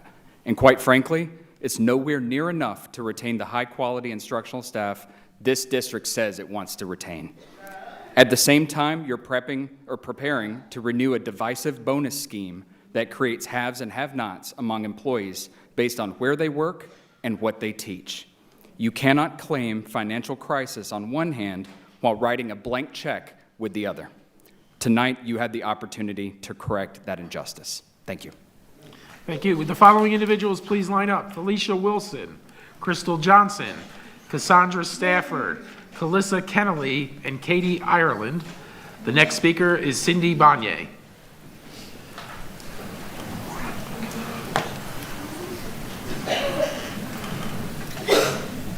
Hello, everyone. Thank you for having us here tonight. My name is Cindy Banier, and I'm speaking as a mother of 3 public school children here in Lee County, 1 in each grade level, because I am very fortunate. And I am very dismayed when I hear from the teachers that their jobs are no longer going to be renewed, that arts programs are being cut, and things are going wrong in their schools. And then I hear about lobbying contracts and new buildings and the school district essentially blaming the teachers for the problems that we have. I think this is disrespectful, and I want to see more emphasis on our kids. Stop with the fiscal conservative malarkey. Thank you. Carlene St. Tillis.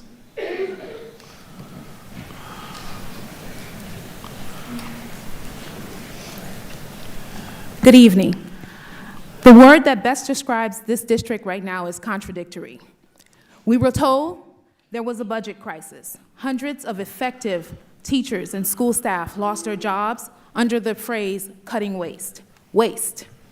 Meanwhile, 6-figure central office positions remained untouched. And tonight, this board is preparing to approve up to $19 million for guest teacher services. So here's the obvious question.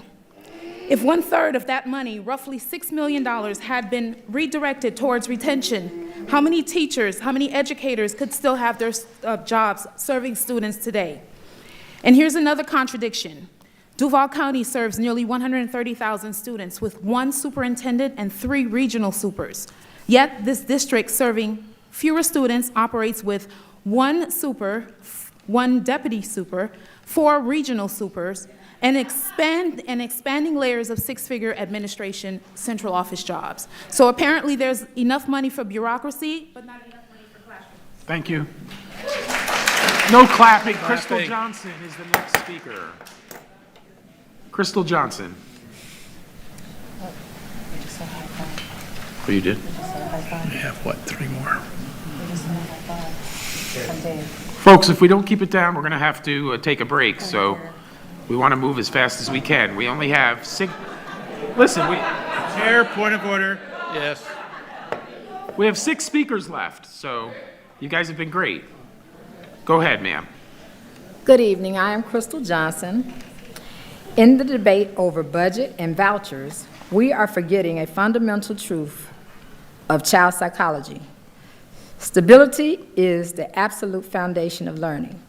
Children cannot learn if they do not feel safe, and they cannot feel safe in an environment of constant disruption.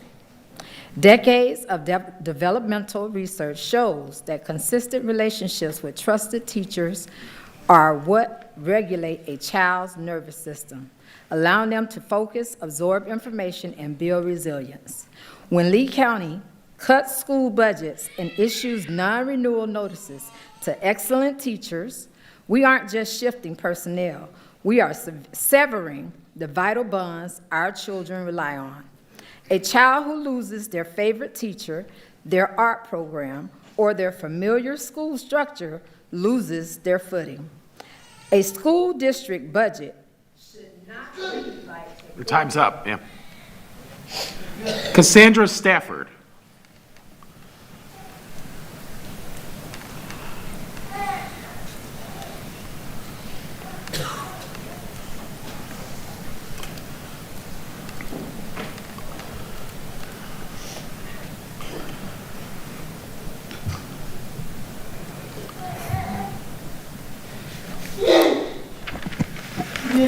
My name is Cassandra Stafford, and I'm here for Victor and children like him. Victor was in a car accident when he was 2.5 years old and lost his mother, my sister, and soon after that he lost his grandparents, which were my parents. Victor suffers a traumatic brain injury that changed his life forever. He's nonverbal, potty trained because of Buckingham, and uses a sign language device tablet. But every single day, Victor keeps fighting.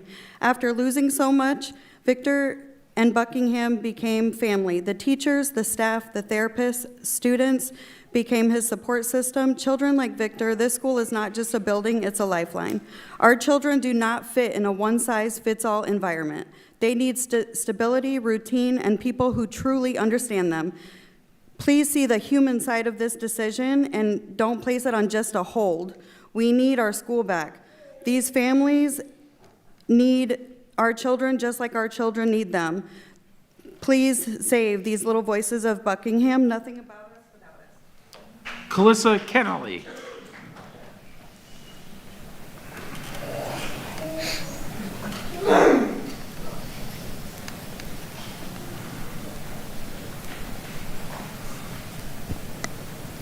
Good evening. I'm Calissa Kennelly, a Lee County Public Schools graduate and the daughter of a teacher this district has cut. My mother has taught in Lee County since 2012 and the last several years in our virtual school, a program that serves medically fragile students, kids with anxiety, and families who depend on it to keep their children learning. Many of my mom's former students have moved on to excel in future careers and schooling, thanks to her work and the work of other teachers. This week, Superintendent Carlin told the public this district is cutting waste while also supporting teachers. However, these are not the results of waste. My mother is not waste. You cannot support teachers while firing them. You cannot claim to focus on students and in classrooms while shutting down the classrooms and teachers that keep these students in schools. I'm asking the board to reconsider these cuts, be honest to the public about what is being cut, and remember the students who will pay the price from your infliction. Everyone wearing black supports my message today. Thank you. Would the following individuals please line up? Gianna Zulia Givas, Gus Lessinger, and Jason Larkin. The next speaker is Katie Ireland.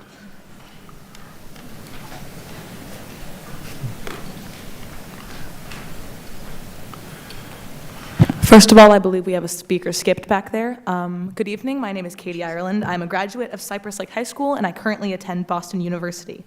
My entire public education was at Lee County, and in that education, as well as my experience in Boston, every brilliant and inspired student that I have met has had their lives shaped by a brilliant and inspired teacher. Many of those teachers are here today. Thank you.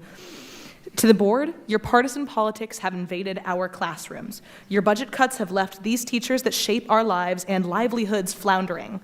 Ask yourselves, why do your political agendas thrive when students and teachers suffer? Your minds are not with the students' best interests, they are with satisfying your sponsors. That is not doing your job, that is a gross abuse of power. Additionally, keep your hands off Buckingham. Thank you. Gianna Zulia Givas. I am so sorry.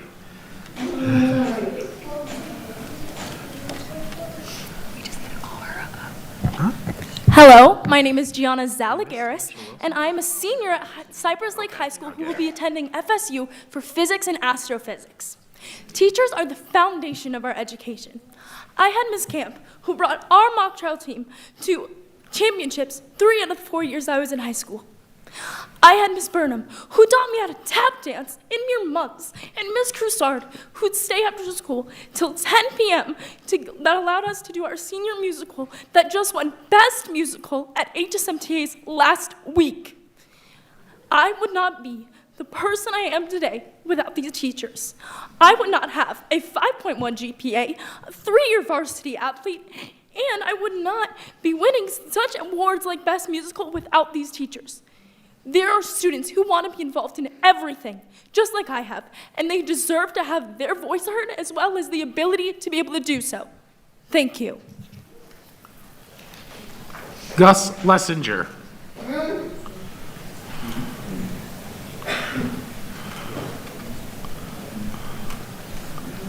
My name is Gus Lessinger. I'm a senior at Cypress Lake High School, and next year I'll be attending the University of Florida to study mechanical engineering. I was recognized earlier today as the salutatorian at my high school, and I greatly appreciate the board's recognition as such. But I must honor those who got me here, not those who recognized me today. The teachers at Cypress Lake High School, those who now face the loss of their jobs thanks to these budget cuts. I again want to notify the board of the importance of special needs and life skills classes at schools like Cypress Lake and all high schools in Lee County. My freshman year, I was assaulted in a gym class and was moved as an aide into a life skills class with Todd Dewsbury. It was because of that experience and seeing the passion and the care and the perseverance that those students in the life skills class show that I got back on my feet and I made my way to salutatorian of the high school and to my accomplishments. And without them, I wouldn't be where I am. Cypress Lake High School has taught me many lessons, both of curriculum and character, that I will never forget. The board gave me a piece of paper. I ask you again, who is the waste? Thank you. Thank you. Jason Larkin.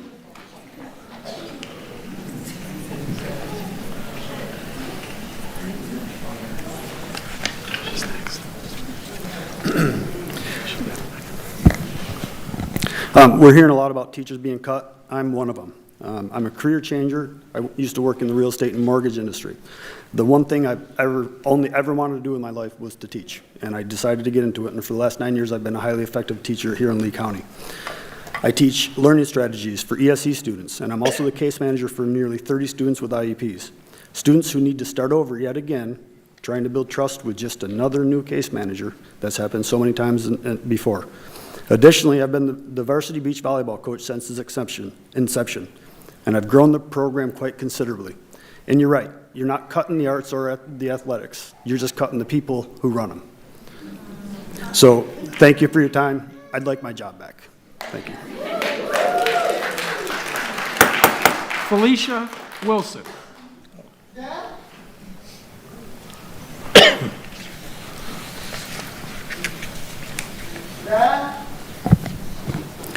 Felicia Wilson, taxpayer, parent, and a member of this community. I have two students, one that attends Royal Palm and one that attends Buckingham.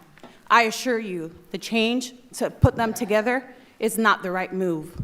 For security purposes and structure, your building is not compatible to Buckingham for our students at Royal Palm. We toured. You guys don't even have the space for our wheelchairs. Don't have rugs. You guys also took the capacity number off of students from your website when we brought it up to your attention and also attached the governor to it. Capacity would be at its max if you combine both students together. It is not okay to do that. And members of the board, you guys say you care about our students. When your personnel from the district went to tour Buckingham, if you care about our students so much, why did you throw away our belongings that were donated to our special needs children because they weren't a part of the district? You don't care for our students if you're throwing away belongings that were donated to the special needs. Thank you. Thank you. Mr. Chair, that concludes public comment this evening. Okay. Thank you. Thank you for all the speakers and everybody being basically civil. Next on our agenda,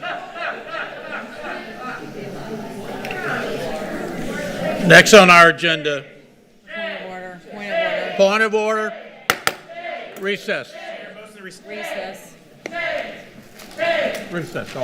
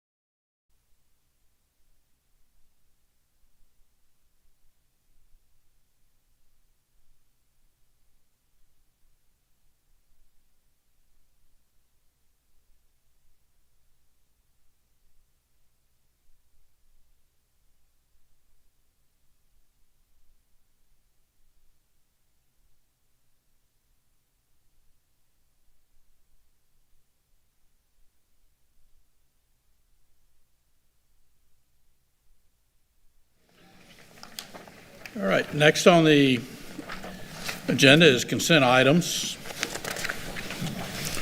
The documentation for action items listed under consent is made available to board members 7 business days prior to the board meeting. We expect to review all the material, and we have an opportunity to speak with the superintendent with any questions we may have regarding the recommendations. Board members, are there any agenda items you wish to pull for discussion? Mr. Fisher? I have no such items. Ms. Giovanelli? I have 3. Okay. H2, approval to propose and the terms of the interlocal agreement with the town of Fort Myers Beach. M3, approval to adopt and revise and sunset job descriptions for human resources. And M5, approval of employment contract with Kevin William Penley Esquire. So that was H2, H3, and M5? No, M5. M5. M3 and M5. Yes, thank you. M, okay. Mr. Ribble? None. Ms. Jordan? Yes, I'm pulling H1, the H1, and I was told I did not need to pull the resolution, so H1. Okay. Ms. Langford Fleming? I have none. Ms. Shaviano? I have none. And I have none. Is there a motion to approve the agenda's consent items with the exception of the pulled items? Mr. Fisher? Motion to approve the consent agenda items without the pulled items. Second? I'll second the motion. Mr. Ribble? Okay, if everybody will record their vote.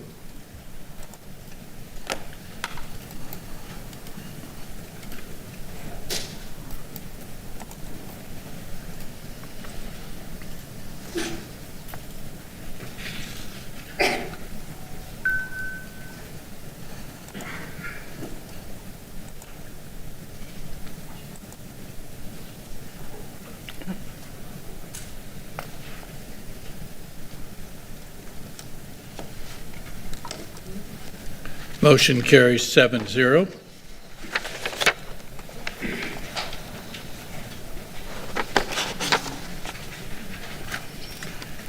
Dr. Carlin, would you please introduce any administrators in attendance with a new assignment or approval under the consent agenda? Thank you, Mr. Chair. We are very proud to announce the following assignments. So congratulations to the following administrators. Ahmad, the Assistant Director for Financial Accounting and Property Records.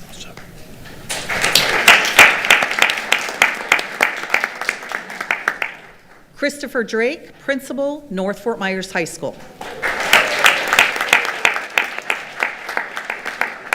Ashley Lamar, Principal, Success Academy. Julie Powell, Principal, Riverdale High School. Sorry about that. Jennifer Wilkin, Principal, River Hall Elementary. Scott Cook, Principal, Patriot Elementary. Nicole Osterholm, Principal, Calusa Elementary. Mason Clark, Principal, Challenger Middle. Ryan Atwood, Principal, Mariner Middle. And Christine Sund, Principal, Cape Elementary School.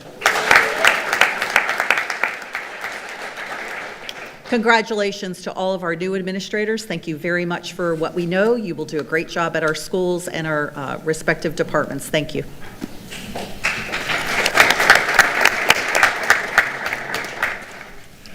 Those that were recognized can actually leave so they can get to work in time tomorrow if they would like to.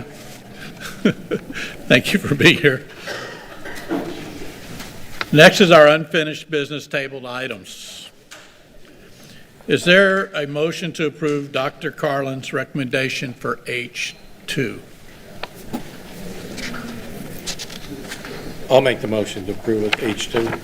Okay, second. Mr. Fisher? Hold on. Mr. Chair, Okay, yeah, Dr. Carlin has to read her recommendation because it's all been right, pulled. that's fine. I was going to have her read it next in our Okay. discussion, but okay. Then the motion comes after. Got it. Would you read your motion for I'd be H2, happy please? to, Your Mr. Chair. recommendation. Thank you very much. So H2, approval to propose the terms of an interlocal agreement with the town of Fort Myers Beach. Approval authorizes the superintendent to execute all related documents. Thank you. Now, do we have a motion to approve Dr. Carlin's recommendation? I'll make the motion. Okay, Mr. Ribble, second by Second. Mr. Fisher.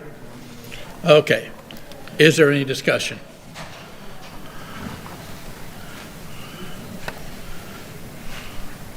Ms. Giovanelli, did you want to say anything? I thought you were going to do H1.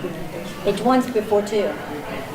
Oh, I'm sorry. It's okay. I think it's because you pulled the items first. So, yeah, it's well, I can okay. do that. I Go was ahead. waiting for H1, Yeah. I'm sorry. H2. I pulled H1. H2. No, H2. See, I've already moved, I've only concentrating on the one. Okay. I approved, that was the interlocal agreement with Fort Myers Beach, actually, and this has been long overdue. I support that this evening, but I thought it was important to pull and to have a separate vote because this, I want to show that we do value and care about the community. And I think that this board has worked diligently, as well as staff at the district, to come to a resolution for the best interest of all parties. And I look forward to assisting and helping all everyone at Fort Myers Beach to help get their school back up, ever how they see that they're going to, deem to do it. I think it's going to be a charter school, but it's going to be on that community to do so because they really wanted the school really bad. So I just wanted to bring that to the attention of how important it is to separate this one out, just for the community in itself to know that we support the Fort Myers Beach. And if anybody wants to have a comment, that's fine. Otherwise, I'll call for the vote. Thank you. We had a long discussion on this during the workshop today, if anybody would like to. I think Mr. Fisher wants to Yes. say something. Okay, I just wanted to highlight, I'm going to support this. I've been, through this entire time, consistent on that. I appreciate everything on Fort Myers Beach, but it would be fiscally irresponsible at this moment to continue with that. I do support this. One of the big things I want to make sure the public is aware of the reversionary clause in it, that if after 3 years, essentially, if they're not able to have a charter school, or if it closes, it will come back to us. So I think that will be my reason for supporting it. I just wanted to make sure the public was aware of that. Thank you. Any other discussion? All right. Seeing none, this will be a roll call vote on H2. Mr. Fisher? Aye. Ms. Giovanelli? Yes. Mr. Ribble? Aye. Ms. Jordan? Aye. Ms. Langford Fleming? Aye. Ms. Shaviano? Aye. And I am an aye. Motion carries 7-0. We will go to H1 now, if you would. Would you like to read your recommendation? Thank you, Mr. Chairman. My recommendation is approval to renew ITN number N237438JA for marketing services awarded to Priority Marketing of Southwest Florida, Inc. in Fort Myers, Florida for the first renewal period of June 6, 2026 through June 5, 2027 for up to $326,000 pursuant to the same terms and conditions as previously approved by the board. Approval authorizes the superintendent to execute all related documents. Thank you. Any discussion? Ms. Jordan?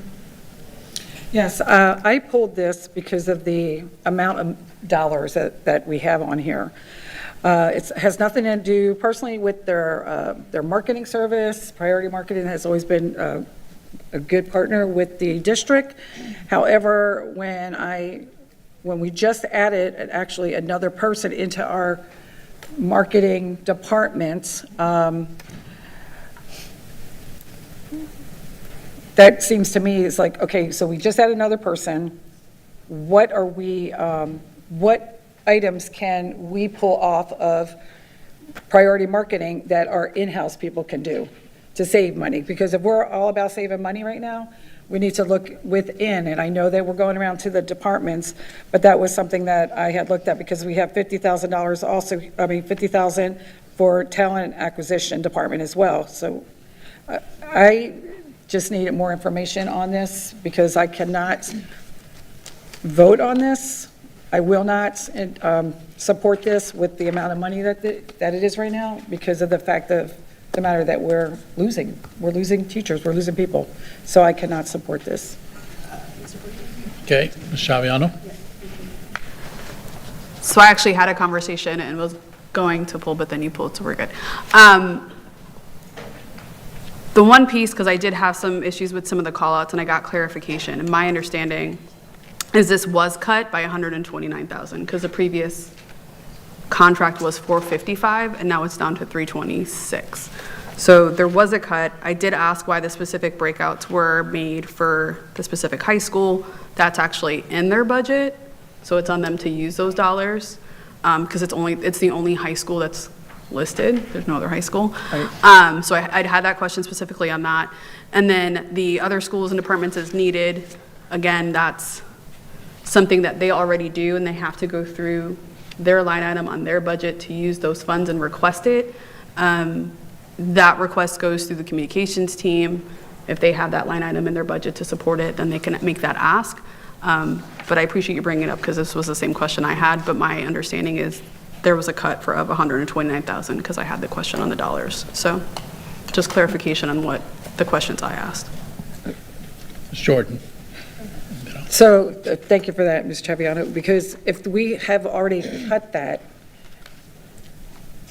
have we went outside and looked to see, is there any other way for us to cut? Is there any other way that we can do this stuff in-house with the talent that we have, because we have people who are here, and we did add that other extra person in that department now to lead that department, which was on the, I think it was last month. So to me, it's like, if we're asking everybody else to cut, we need, and I appreciate the fact that you said we already cut here. How much more can we cut that we can do in-house and save dollars? That's my... Superintendent. Yeah, I'd be happy to answer some of those questions. First of all, just a point of clarification, Ms. Jordan, we did not add an additional person into our budget. We took an additional resource and we shifted that over. So I just want to clarify for the public, that was not an additional cost in terms of a person. We actually took a person who was a director and moved that over to communications and government relations. There may have been a slight bump up in salary, but I want to be clear that is not a completely new position. We actually took a position and slid it over. So just point of clarification on that. I also want to just clarify the request through the board agenda item, and I think when I read it, it was for up to $326,000, which does not mean that all of this is going to be expended. And I just wanted to piggyback off of something that Ms. Chaviano said. A number of these are already in the school budgets. Gateway is a perfect example of that. We do know that talent acquisition utilizes that service through priority marketing to get wider reach. So if and when we need to hire any position, that is available. We do know that the amount has been reduced significantly from the last time this came before the board. That was prior to me as superintendent, but there was a much greater amount that was approved by this board in prior years. So I do want to just make that point, that this is an approval for up to $326,000. That does not mean that each one of those items will be spent in its entirety.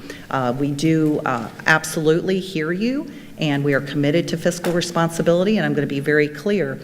This new communications team has talked about taking on more projects, making sure that they are able to let schools know that they are available to be able to help support the social media ads and different things that they want to do to get the word out. So just to be clear, this is something that you all have approved, several times, and it's been a much larger price tag. So we have made cuts to this, and these are approvals for up to a certain amount. Thank you. Mr. Ribble. Yeah, I want to make a comment. I'm having a conflict here. The last two meetings, we made comments about our lack of being able to communicate properly and questioning some of the things we've done. Yet here we have the top firm in Lee County. I mean, if you get on online tonight and you Google Ladies of Distinction, which is a top recognition system for women in Lee County that are business professionals that have done well. They're running that program, I think, in 2 months. But take a look at the history of this organization. They're first class. They do a great job, and we might be able to learn something from these folks. So I totally support this initiative. Ms. Giovanelli? So I just need a clarity because, first of all, priority marketing is top-notch. So I don't think anybody's questioning that at all. In fact, they do quite a lot. They actually just did the National Prayer Breakfast and did a beautiful job. Everything they do is, like I said, is top-notch. That's not the question here. I think the question is the expenditure itself. I received information because I had questions as well. In '24, we spent $298,000 and some change with them. And then in FY '25, we spent $346,000. I think that's how they arrived at this new amount, reducing it. But in '26, to date, we've only spent $204,000 and some change of that. I think the question here is something what I brought up last month at the last meeting is we have contracts that we increase all the time in the middle of contracts, and why can't we decrease contracts? And here's a perfect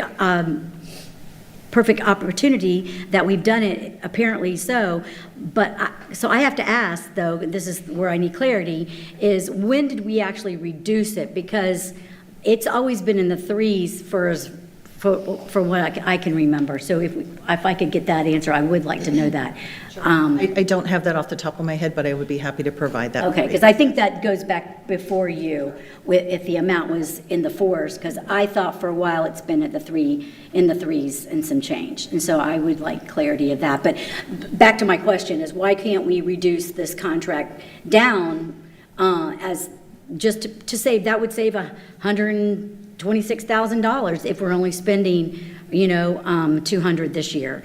I think Ms. Jordan's point is that we're trying to save money. We need to show, we're asking schools to do it. Why aren't we doing it at the district as well? And this is a small little opportunity for $100,000 that pays almost 2 teachers. Mr. Fisher? Thank you, Chair. Through the Chair, I'd like to ask Attorney Dodig a question. Can you explain the difference between a specified contract budget expenditure versus spending authority? Sure. So it's a great question, especially considering this agreement. This is basically giving the authority for us to spend up to $326,000 versus a contract that specifies exactly how much money we're going to spend.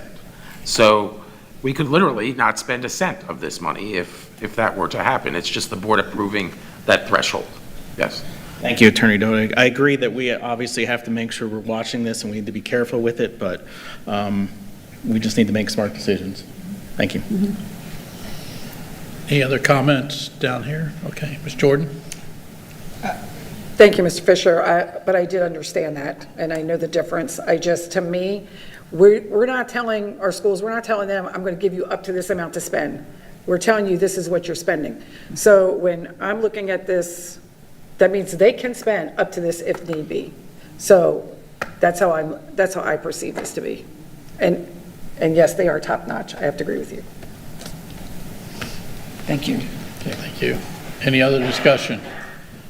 Sir, I would just say I think you have to have a motion. I don't think we did the motion after Superintendent Wren read the recommendation. What a night. I'm sorry. That's okay. I'll make the motion to move this along. All right, second? Second. Mr. Fisher, okay. Any other further discussion? All right, I'm going to have everybody repeat what they said in the right, no, just kidding. All right, we will now do a voice vote. Mr. Fisher? Aye. Ms. Giovanelli? I'm a no, thank you. Mr. Ribble? Aye. Ms. Jordan? Nay. Ms. Langford Fleming? Aye. Shaviano? Aye. And I am an aye. Motion passes 5-2. Well, now, and I'll see if I can get in the right order this time. We'll now move to M3. Dr. Carlin, your recommendation. Thank you very much, Mr. Chairman. M3, approval to adopt, revise, and sunset job descriptions for the Human Resources Division as part of the Phase 2 Job Architecture Review for Transportation. Thank you. Is there a motion to approve Dr. Carlin's recommendation? Mr. Fisher? Motion to approve Dr. Carlin's recommendation for M3. Okay, second. I'll second it. And Ms. Jordan is the second. Discussion, please. Thank you. I pulled this item because under the circumstances with the cuts that are going on, this is just not the time to be giving promotions or reclassifying or any kind of job or department. As a board member, my job is oversight of the budget, and this strictly does impact the budget. Maybe not today, but I will tell you that tomorrow or in a week, it will impact the budget, where people are getting promoted and then they get raises, and that impacts the budget, and that is a budget increase from what it is this year. And I know that they're realigning, and I don't deny that it probably is needed, but this is not the time when we're asking the community and asking schools to get lean and cut budgets, and when teachers don't have jobs. And it's not just surplus jobs, it's jobs. I've been told by numerous teachers they do not have a job next year, and they are not surplus. And they're interviewing at charter schools, they're interviewing at Gartner, they're trying to find a job. And I can't, this is about a matter of principle, and I can't support that at this time. I just think this is bad timing. It looks terrible on us. I don't think it shows that we value our employees. I think that it looks like we just frankly don't care, and I am going to definitely not send that kind of message. Also, I was told there was a hiring freeze. How can there be a hiring freeze when we're adding on 10 new jobs?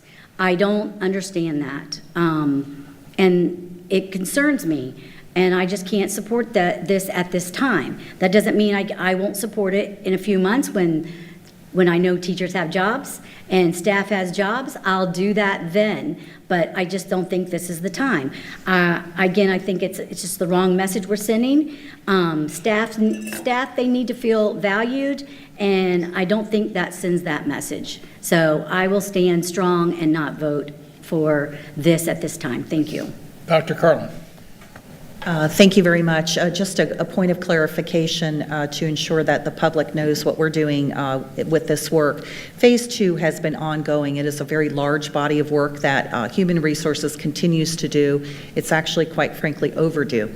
We need to continue to look at our job descriptions, make sure that they are up to date with what is currently happening in our schools and in our system. This is work that has happened in other divisions where we look at job descriptions, we look at what's most appropriate. I'll share something I shared this afternoon at the workshop. When I was in HR a decade ago, we had a job description for principalship that was probably 20 or 30 years old. When I read it, it did not even feel familiar, and yet I had just been a principal the year before.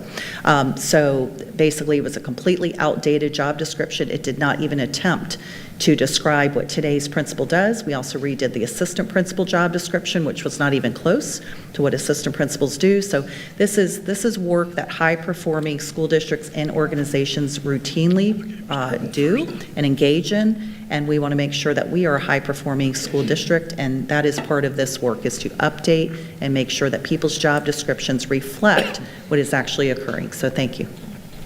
Mr. Ribble, and then Ms. Jada Langford-Fleming. Yeah, the board's already heard my comments on this issue this afternoon, because we talked about it at the workshop, but for you folks that weren't there, or don't have the ability to go back and look at the tape, I'll tell you what my position is. I feel very strongly about safety. I think we do an excellent job with our teachers and making sure our teachers are qualified. However, we do have auto crashes or bus crashes, if you will, and coming with 35 years in that industry, and I oversaw the risk management group and the safety group, we lacked enough trainers and safety trainers to ride with our drivers, our bus drivers. What happens in the industry, in the large trucking companies and bus companies, they have safety trainers that recertify every driver, every employee, every year to make sure they're DOT qualified, certified, and can drive safely, knowing the 5 CN habits and 10 commentary drill points that's known in the insurance industry. So we have somebody here in Lee County runs in the back of a bus. We don't really have a problem on liability on that one. But what happens if we have a bus driver make a left-hand turn and they cut off a motorcycle or a vehicle coming the other way, and people get injured or there's a fatality? There's major liability there. So we have to make sure that we have the right drivers on the street each and every year, and they're certified and qualified. And I don't think we want to make cuts by delaying safety training and certification, protecting our district and protecting our employees, because they want to do the right thing. Ms. Langford Fleming. So thank you for, I appreciate the poll because it's important for the public to understand what is going on behind the scenes whenever these things end up on the agenda. I was under the impression that these were updated job qualifications, and that's really all that this really meant. And to your point, Mr. Ribble, we all up here have said safety is our #1 priority. Then we have to make sure that we are following what we are saying, whether it's here or when we're out in the public. It was not my impression that seeing this agenda item on consent, that this was a job creation opportunity, because we are in a hiring freeze. So I just wanted to make sure that the public understood, because I think there's some cloudy or misinformation about what this item is. So I mean, Dr. Carlin, you already touched on it, but I would love to hear if you have a follow-up on that. Yeah, absolutely. And so just like the other Phase 2 work that we have brought before the board, this is not the first time we've done this. Like I said, this is work that is very overdue in our school district. This is something that should happen on a regular cycle, on an annual to every 2-year cycle. And so what you see, if you look closely at the agenda item, is there is the adoption of new job descriptions, to Mr. Ribble's point, trainers, different folks like that. Then you see revisions, which were the revisions I referenced before, like the principalship, assistant principalship. Those are revisions to update.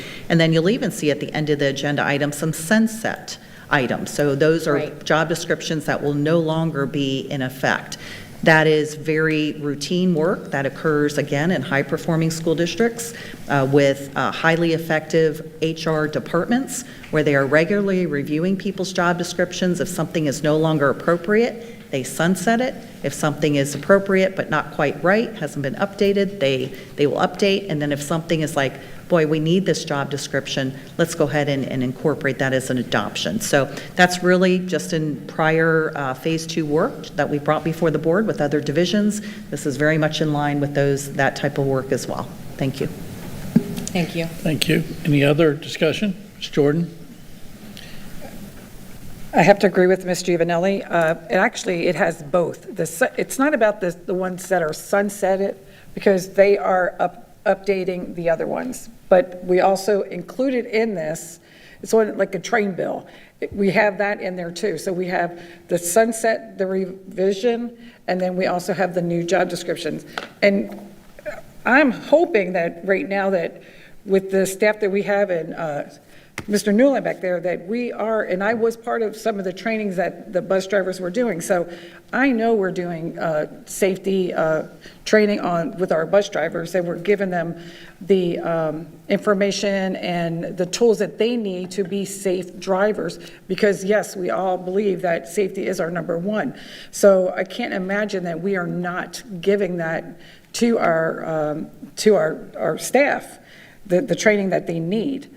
But then also, because of the fact that they have put this together as one, I almost said bill, but one item, I will not be voting on this either at this time. Mr. Fisher?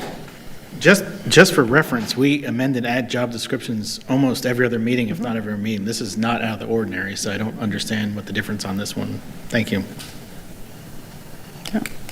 Ms. Giovanelli? So I'll reiterate, it's the impact that it's reclassifying jobs that gives promotions in a time when we're cutting teachers. That is the reason why I pulled it. It's because of the impact and the message that it sends to the community and to our employees that we don't care. I'm telling you, this can wait. It's waited this long. It can wait a little bit longer. That's all I'm asking for. And I don't think we are sending the message to the community, to the people, to the staff, to the taxpayers. It's just we're increasing our budget. I don't care what anybody says. It doesn't impact it today, but I promise you it will impact, they will get, I already know 2 people that are getting raises and getting getting these jobs, and it's upsetting to me. And it's planned already. And you know what? They can wait. That's my opinion. Mr. Chair, I'd like to call the question. All right. We will now take a roll call vote. Mr. Fisher? Aye. Ms. Giovanelli? No. Mr. Ribble? Aye. Ms. Jordan? Nay. Ms. Langford Fleming? Aye. Shaviano? Aye. And I am an aye. Motion carries 5-2.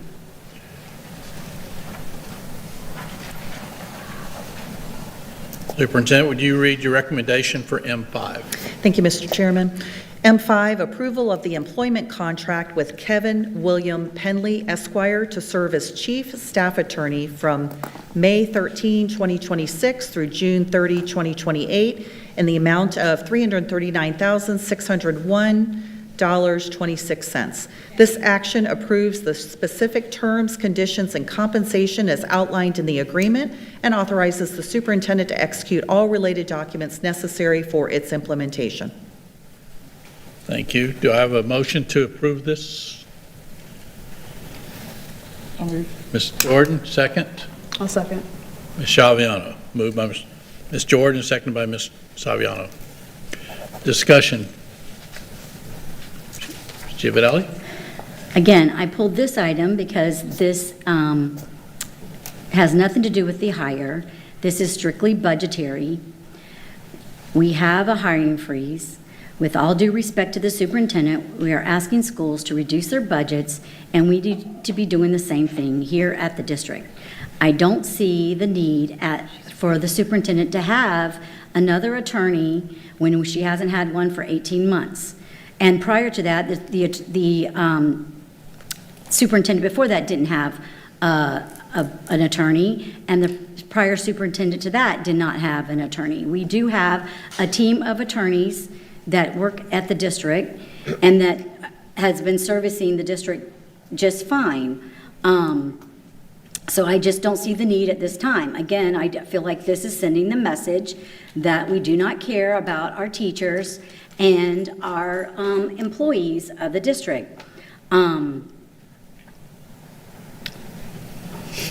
If we want to have a balanced budget, and that's what we're truly wanting, and we expect our schools to do it, we should be doing that too. Maybe in a year from now, when money's flowing, we can have an attorney for the superintendent. I think this is taking money from the classroom. I'd like to finish. This is taking money from classrooms. $339,000 can go quite far for teachers or staff in the schools. Being a board member, it is my job for oversight of the budget, and I will not support this at this time. And again, this sends the message that we should not be doing this, and doing it at the time, it sends the wrong message. And I will not be voting and supporting this at this time. Thank you. Thank you. Mr. Ribble. Yeah, let's tell the whole story. Mr. Dodig, are we down 4 full-time equivalents in the legal group? Yes, Is there's that a currently good- only 2 attorneys. So if we hire this person, we'll still be down 3, is that correct? We'll still be down 2 at that point. Down 2. Okay, so we are operating with less votes. We have had to cut back. And we had in the 2 department. paralegals leave the district a week Okay. ago. Yes. So let's look at the total package. Let's look at what we're doing here. Any other discussion? Shaviano? So Mr. Dodig, or through the chair to Mr. Dodig, and you can correct me since this is your hire date. when we brought you on, under the contingency that we'd be splitting the structure of our board, because prior to Mr. Dodig, when we had our previous attorney, that attorney was split between the board and the superintendent.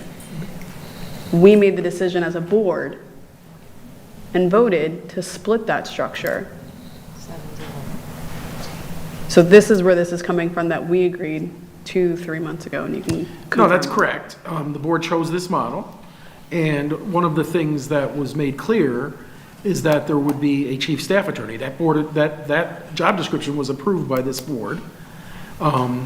And it's been a process to get this position filled, but I'm pleased to say that Mr. Penley's here, so, yeah, thank you. Any other discussion? She saw it. You good? Okay, wrap it up, please. So we've had 2 attorneys for a very long time. We didn't have a legal team until Dupree Bruno, actually put a legal team together, and she's gone. And we did change it back. And again, it has nothing to do with the hire. It has to do with the timing of this hire. And when we have a district that's got a hiring freeze, it sends the wrong message. If we truly have a hiring freeze, then why would we do something like this at this point in time? We would wait. We've waited this long. We've waited 18 months. We could wait a little bit longer. And because, again, it sends the wrong message. And it's about principle and sending the wrong message. If we truly stand with teachers, with students, then we shouldn't be having these kind of actions at this time. Thank you. All right. Yeah, I'll just speak to the fact that we are currently, because we're down to 3 attorneys, sending all of the legal work that I used to do in human resources out. We are also sending all of the work from operations and construction out, which is going to cost us far more than $300,000 in a year. Thank you. Shalviano, and then I will Yes. close. So this pay it's 2-year, right? Thank you. Outside of the 2-year pay for the attorney, just like the auditor that was mentioned during workshop today, saying that and we have a budget for that as our board, as our hire, we've had issues finding someone qualified to fill that position. Much like getting a school district attorney. That position has been open for months. And to the point of legal, we are outsourcing it and spending more money to outsource it. So that's not responsible with the dollars we have, when we can have someone in-house and save that money. I'm done. All right, thank you. Anyone other than Ms. Giovanelli here? Sam, did you want to say any more? Mr. Dodig already said it. I mean, what Okay. would generally, Okay. which is more cost efficient, having counsel or outside private counsels? In-house hourly? counsel is Okay. much cheaper. All right. Real quick. Thank you. So I don't deny that we've been outsourcing for as long as I've been on the board. That's all I'm going to say. I don't deny that it might be more expensive or costly, but I think if we do things right, this is about principle and timing. And that's all. I'll just cough it up. All right, before we do the vote, I just want to say that our outsourcing now is pretty much limited to huge lawsuits where you need a whole firm, like the sales tax with the charters and several of the other ones, the Alfie Oaks case and things like this. And except right now we're having to outsource the small things. So we will always have some outsourcing. You are correct about that, Mr. Giovanelli. But in-house is the way to go there. And it's very difficult to get a qualified. You just don't walk out and say, I'm going to hire an attorney to be a chief of staff or a board attorney. Both of those have to have a very unique knowledge. And I don't want to say it, but you almost have to steal them from somewhere. So we will now do a roll call vote. Mr. Fisher? Aye. Ms. Giovanelli? No. Mr. Ribble? Aye. Ms. Jordan? Aye. Ms. Langford Fleming? Aye. Ms. Shaviano? Aye. And I'm an aye. Motion carries 6-1.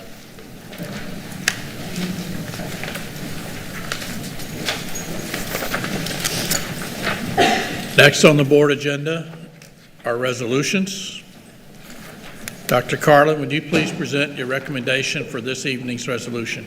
Thank you, Mr. Chair. Approval of Resolution 2026-0512, establishing salary incentives for teachers. The School Board of Lee County affirms its commitment and duty to support and retain high-quality teachers by providing incentives as permitted by Florida law and aligned with the state's accountability and school improvement priorities. This resolution shall become effective immediately upon its adoption by the School Board of Lee County and will be implemented during and remain in effect throughout the 2026-2027 school year. This resolution is statutorily distinct and separate from the ongoing negotiations with TELC. A resolution of the School Board of Lee County, Florida, establishing salary incentives for teachers assigned to schools identified as low-performing, high-risk, or designated for support by the Bureau of School Improvement, BSI, pursuant to state law, providing for a targeted compensation framework based on an educational risk rating system to attract and retain high-quality teachers in the district's most academically challenged schools and in critical subject areas, to proactively mitigate the impact of and prevent future educational emergencies, and providing an effective date. Board members, is there a motion to approve? I move. Mr. Langford Fleming, second. Mr. Ribble, is there any discussion? Yes, Ms. Jordan. Thank you. I thought I had to pull this. I know that last time this came before us, I voted on this because of the fact that I felt that when we were speaking about making sure that every classroom had a qualified teacher in that room and making sure that every school was filled with our teachers, not substitute teachers, teachers, real teachers. And not that they're not real teachers, let me clarify that. But since we have, had such a great year last year, making sure that everyone was, everything was filled with 95%, you had to keep 95%. Now, all of a sudden, we are losing all of our teachers. Some are being surplus, some are not. And not only that, it goes beyond just our teachers. It's our maintenance, it's our AV, it's everybody that's being affected. But because of that reason, I cannot support this at this time, this resolution. I just don't feel that, because my question is what, we are paying the extra money, and I haven't seen any data, maybe there is data that I have not seen, being paid that extra money in those schools, has that changed the data, and what does that look like? I've not seen, what that looks like, because no one has shown us that, the gains that have been made.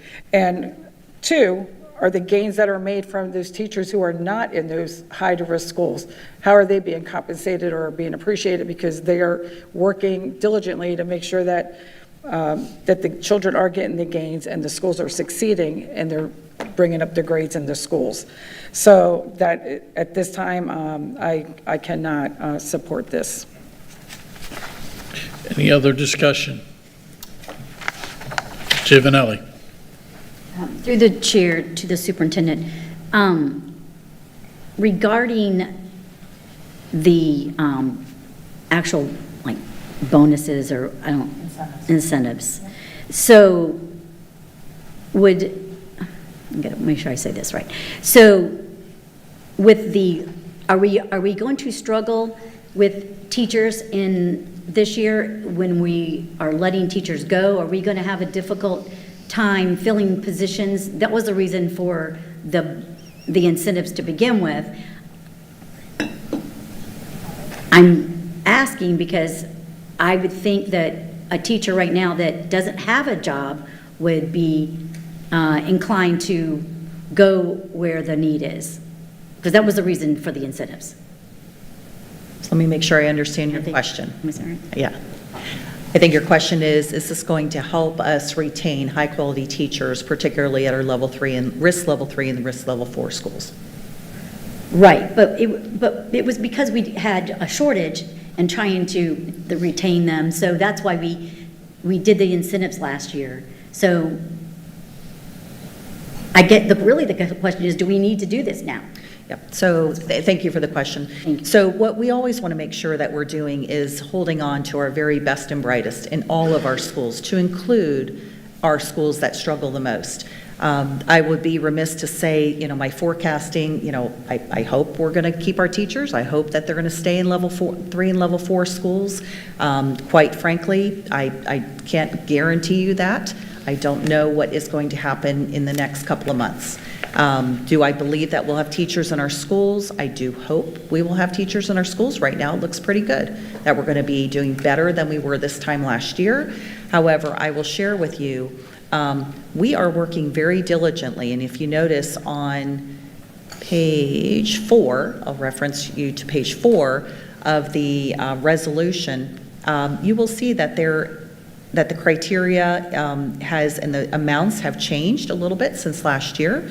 So you'll see risk level 3 and risk level 4, particularly risk level 4, teachers can earn between $3,000 and $10,000 additionally. I think the maximum was $9,000 last year. So I think what we're wanting to do is make sure that we have high quality teachers in all of our schools. I don't have a crystal ball. I don't know exactly what's going to happen over the summer. I don't know who's going to move to a different school. Our goal is to keep high quality teachers at all of our risk level schools, particularly at our risk level 3s and 4s. It is extremely important that all children have a high level, high quality teacher. So in order to answer your question, I would need to see what August and September and October and November look like. I don't have that information in front of me.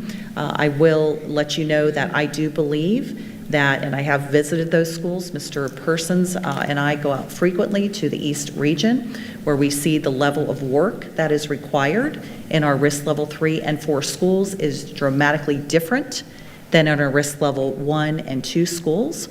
And it is my opinion, in my educational opinion, that our teachers deserve to have these incentives to keep them with those schools. And here's the reality. Let's just be honest. What happened the last couple of years in this district? We had children that were at our most struggling schools that did not consistently have a teacher. I will share with you, I went to a kindergarten class last year that had 46 children. And the reason that occurred was because she couldn't bear to look at the classroom next to her and see the flavor of the month. And again, no disrespect meant to our substitute teachers, please don't mistake it. But somebody coming in differently with their 5-year-olds, she couldn't bear it. She took on 46 children with an assistant in the room and asked her principal if she could do that. Do I know for certain that is never going to happen? I don't know. So I want to make sure that we have a sustainable model in place that takes care of all of our children, including our children that are at our most struggling schools. They deserve to have teachers for 2 years in a row. They deserve to have teachers for 3 and 4 and 5 and 6 years in a row. So I'm going to do everything in my power as superintendent of schools to make sure that our children, all of our children, have high quality teachers. That's what this incentive program does. Mr. Ribble. Yeah, we had a workshop today. Dr. Savage spent almost 40 minutes talking about this thing and the plan he has put in place and how it's going to be carried out. We clicked on the links. He had links there for us. We saw this whole thing, so now we're questioning our superintendent on what our game plan is. We have a game plan. Now we have to be patient. We have to execute the game plan. And as far as incentives go, I said this how many times a day is. I come a strong labor background, okay? In the Teamster world I come from, in the contracts, it's called maintenance of standards, which means you can never pay less, but you can always pay more to incent people that are taking on more responsibility and doing different tasks that other folks don't want to do. It's voluntary. No one's making these people take on these positions, but it's voluntary. If somebody wants to do it, step up, And put your name on the list. That's how I looked at it. Thank you. Shaviano and then Ms. Langford Fleming. And just to kind of go over, because I know we touched on this before, but last year, there wasn't a risk level 1, right? So now, we are offering dollars at a risk level 1. So we're touching a broader scope of teachers, possibly not even in the East Zone. I was one of the parents that had a kid reading at a first grade level in 3rd grade. So very aware of kind of where those students are, and that's in the West Zone. So just to kind of highlight that, yes, there's differences from last year, there's increases from last year, but there's also the additional level that was added to kind of widen the range of who's getting that additional compensation. So just wanted to make sure we mentioned that. Okay, Ms. Langford Fleming. That's actually what that's exactly what I was getting ready to say. So, I guess the only thing I would add is I've worked at schools at risk level 3 and 4. It is more challenging, but I am a firm believer that every single child deserves an equal education, no matter their background, demographic, where they're from, where they live. But I'm glad you actually brought up the fact that this is also occurring not just in East Zone. We have schools here in the South Zone that have,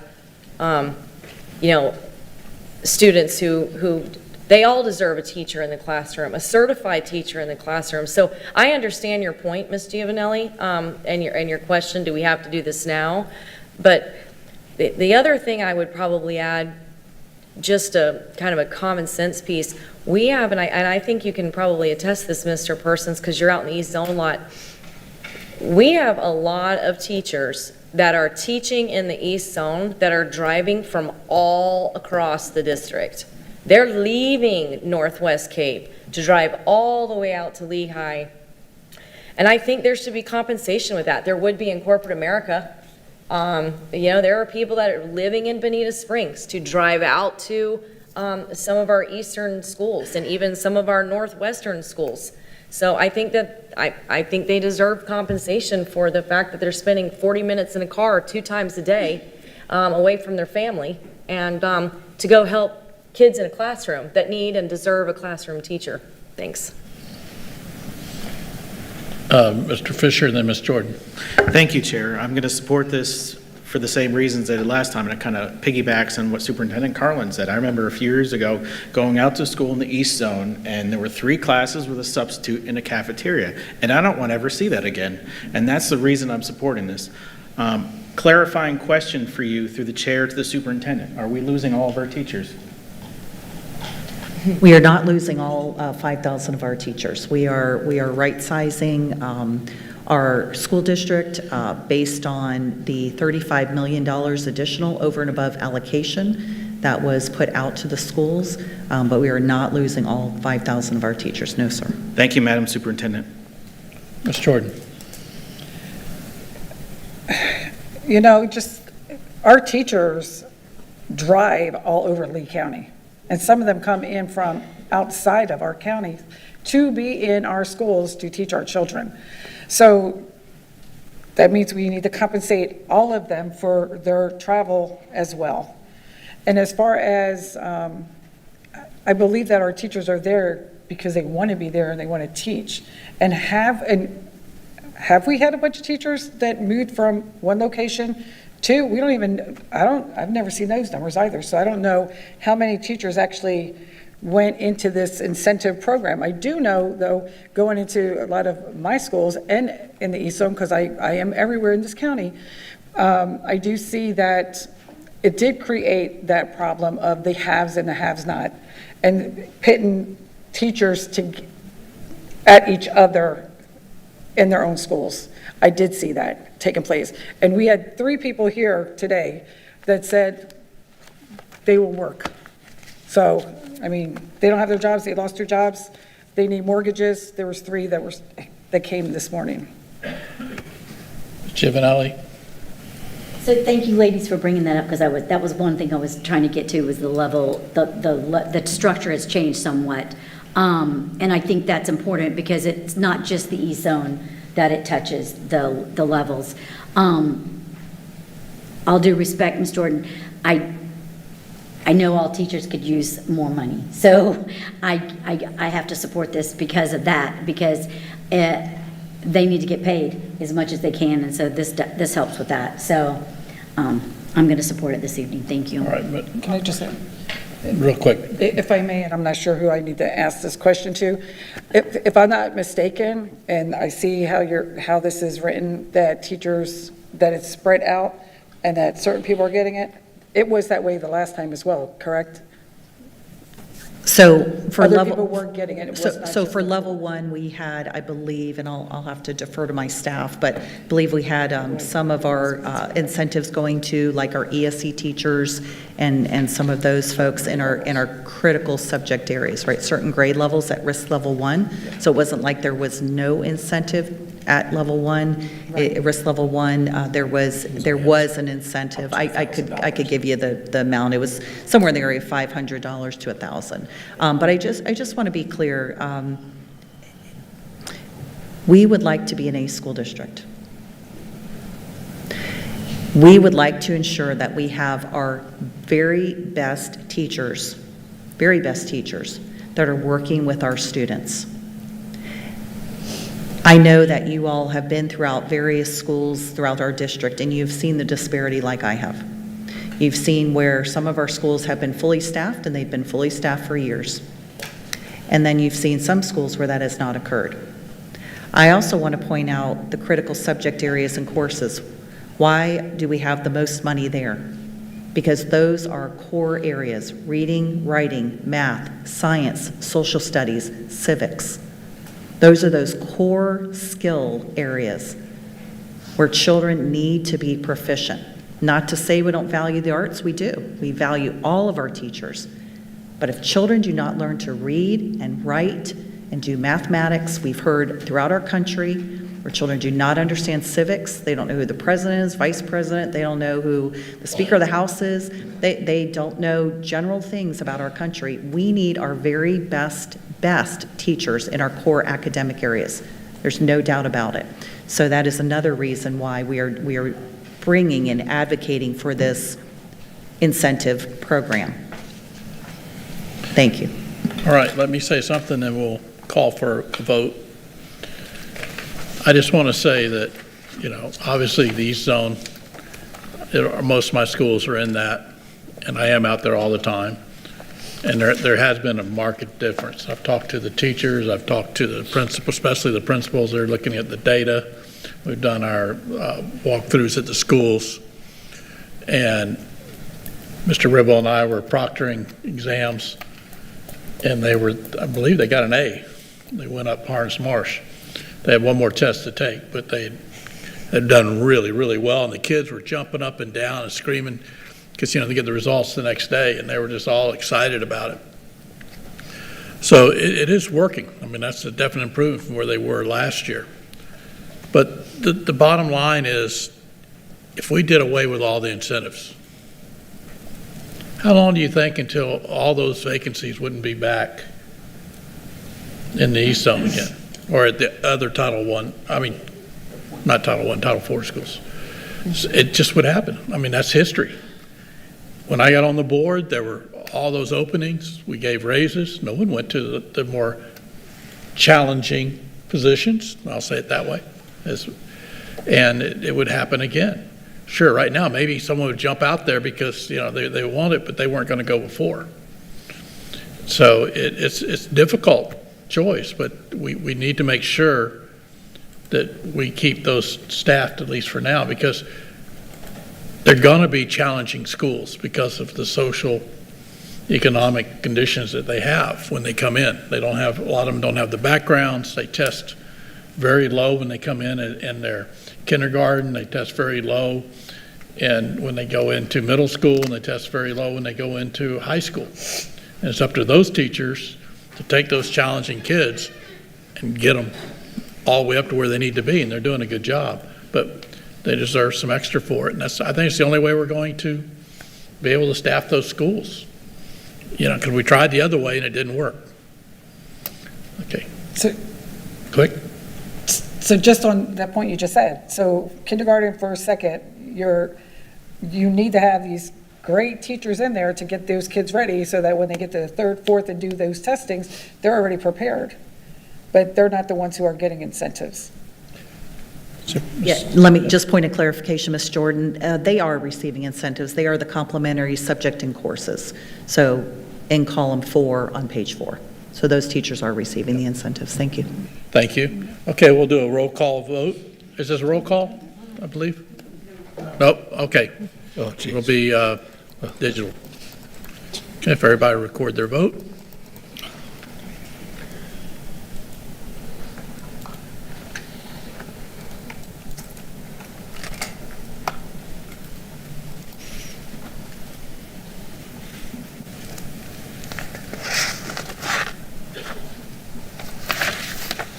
You're off too, right?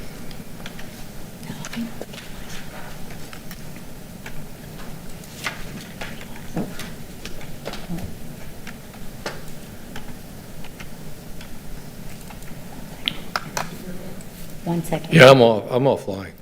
Hold on, here he is. Here we go.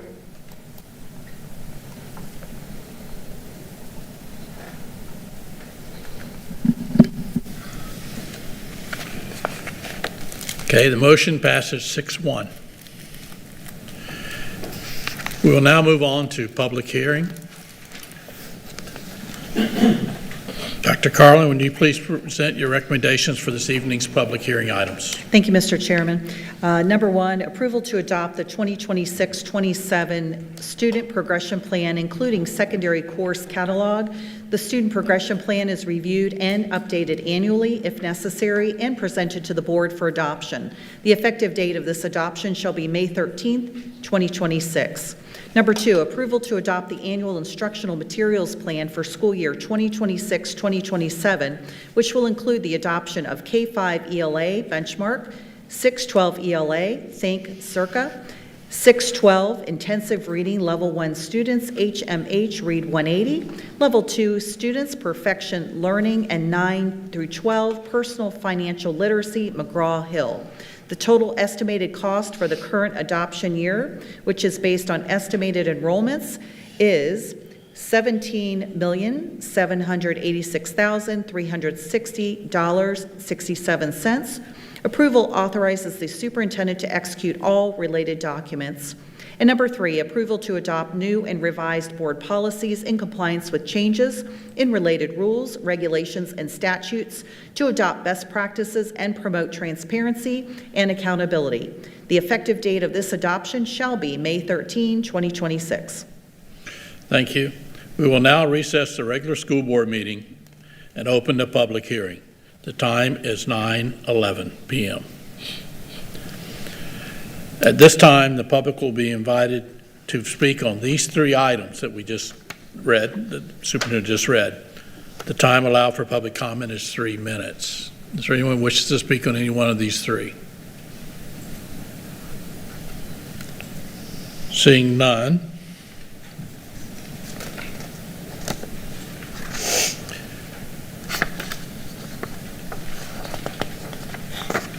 You're good, sir. You don't have to go chapter by chapter. Okay, good.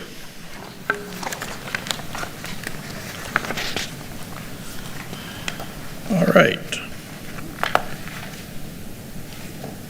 So, but we do vote on each one separately, right? Yeah, you have to close the That's what public I hearing. So page 10. Okay.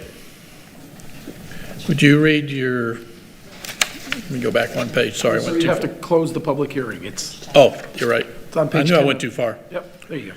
All right, I will now close the public hearing and reconvene the regular school board meeting of May 12th. The time is 9:12 p.m.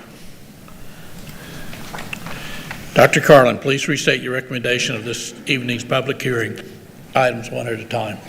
Thank you, Mr. Chairman. Number 1, approval to adopt the 2026-2027 Student Progression Plan, including secondary course catalog. The Student Progression Plan is reviewed and updated annually if necessary and presented to the board for adoption. The effective date of this adoption shall be May 13, 2026. You've heard the superintendent's recommendation of the board approve to adopt the 2026-2027 Student Progression Plan, including secondary course catalog. The Student Progression Plan is reviewed and updated annually if necessary and presented to the board for adoption. The effective date of this adoption shall be May 13, 2026. Board members, is there a motion to approve? Make the motion. Mr. Ribble, second. Second it. Ms. Jordan. Is there any discussion? Seeing none, please record your vote.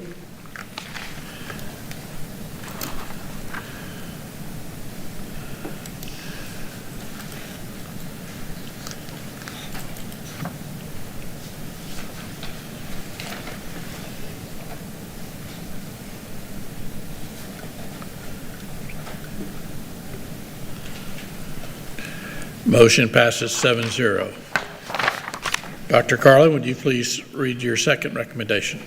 Thank you, Mr. Chairman. Number 2, approval to adopt the annual instructional materials plan for school year 2026-2027, which will include the adoption of K-5 ELA Benchmark, 612 ELA Think Circa, 612 Intensive Reading Level 1 students HMH Read 180, Level 2 students Perfection Learning, and 9 through 12 Personal Financial Literacy McGraw-Hill. The total estimated cost for the current adoption year, which is based on estimated enrollments, is $17,786,360.67. Approval authorizes the superintendent to execute all related documents. You've heard the superintendent's recommendation and the board approved to adopt the annual instructional materials plan for the school year 2026-2027, which will include the adoption of K-5 ELA Benchmark, 6 through 12th ELA, Think Circa, 6 through 12 Intensive Reading Level 1 students, HMH Read 180, Level 2 students, Perfection Learning, and 9 through 12 Personal Financial Literacy McGraw-Hill. The total estimate cost of this current adoption year, which is based on estimated enrollments, is $17,786,360.67. Approval authorizes the superintendent to execute all related documents. Board members, is there a motion? Mr. Fisher? Motion to approve item V2. Second? I'll second it. Ms. Jordan? Is there any discussion? I have something. Okay, Ms. Lankford-Fleming? I know I've touched on this before, and I'm going to support this tonight, but I just want to reiterate one more time as a teacher, you know, we've adopted multiple curriculum over the years, and just to make sure that we're utilizing every piece of material that is coming through on this price tag, because, you know, I'm sure there were teachers in the room that can talk about workbooks that have sat on shelves and for 5 years of an adoption and never opened up. So I know that we've had that conversation. I'm confident that we're going to follow through with that, but I just felt like I needed to point that out this evening. Thank you. Okay. Ms. Jordan? Thank you, Ms. Langford-Fleming, because I was going to ask that question as well. This is for, through the chair to superintendent, this is for 1 year, and I know that I've spoken to some of the other counties that they did not do this year. They were holding off on that based on what Ms. Langford-Fleming just said as well. Yeah. So Dr. Shaker, I'm just looking to you. 5-year approval, 1-year approval? 5 years. Yep. 5-year adoption, and we pay shipping on any materials, that's all, for the next 5 years. Thank you. Thank you.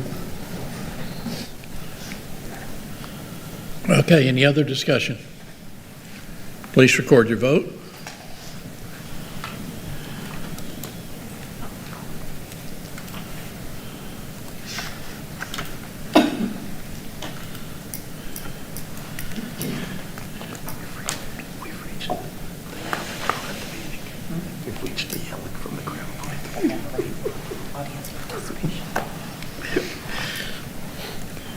Motion carries 7-0.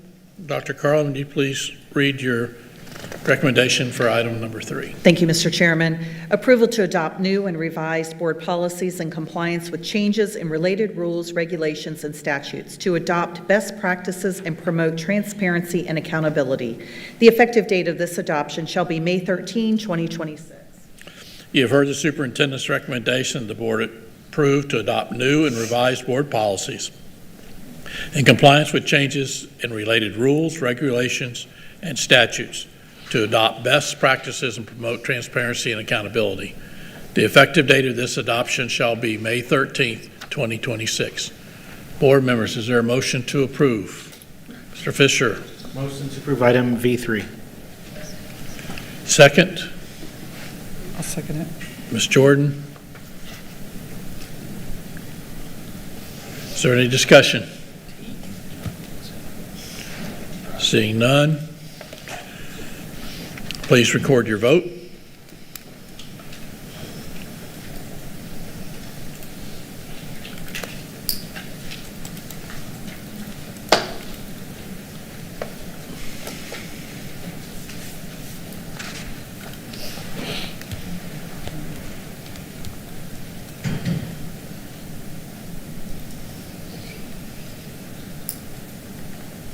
The motion carries 7-0.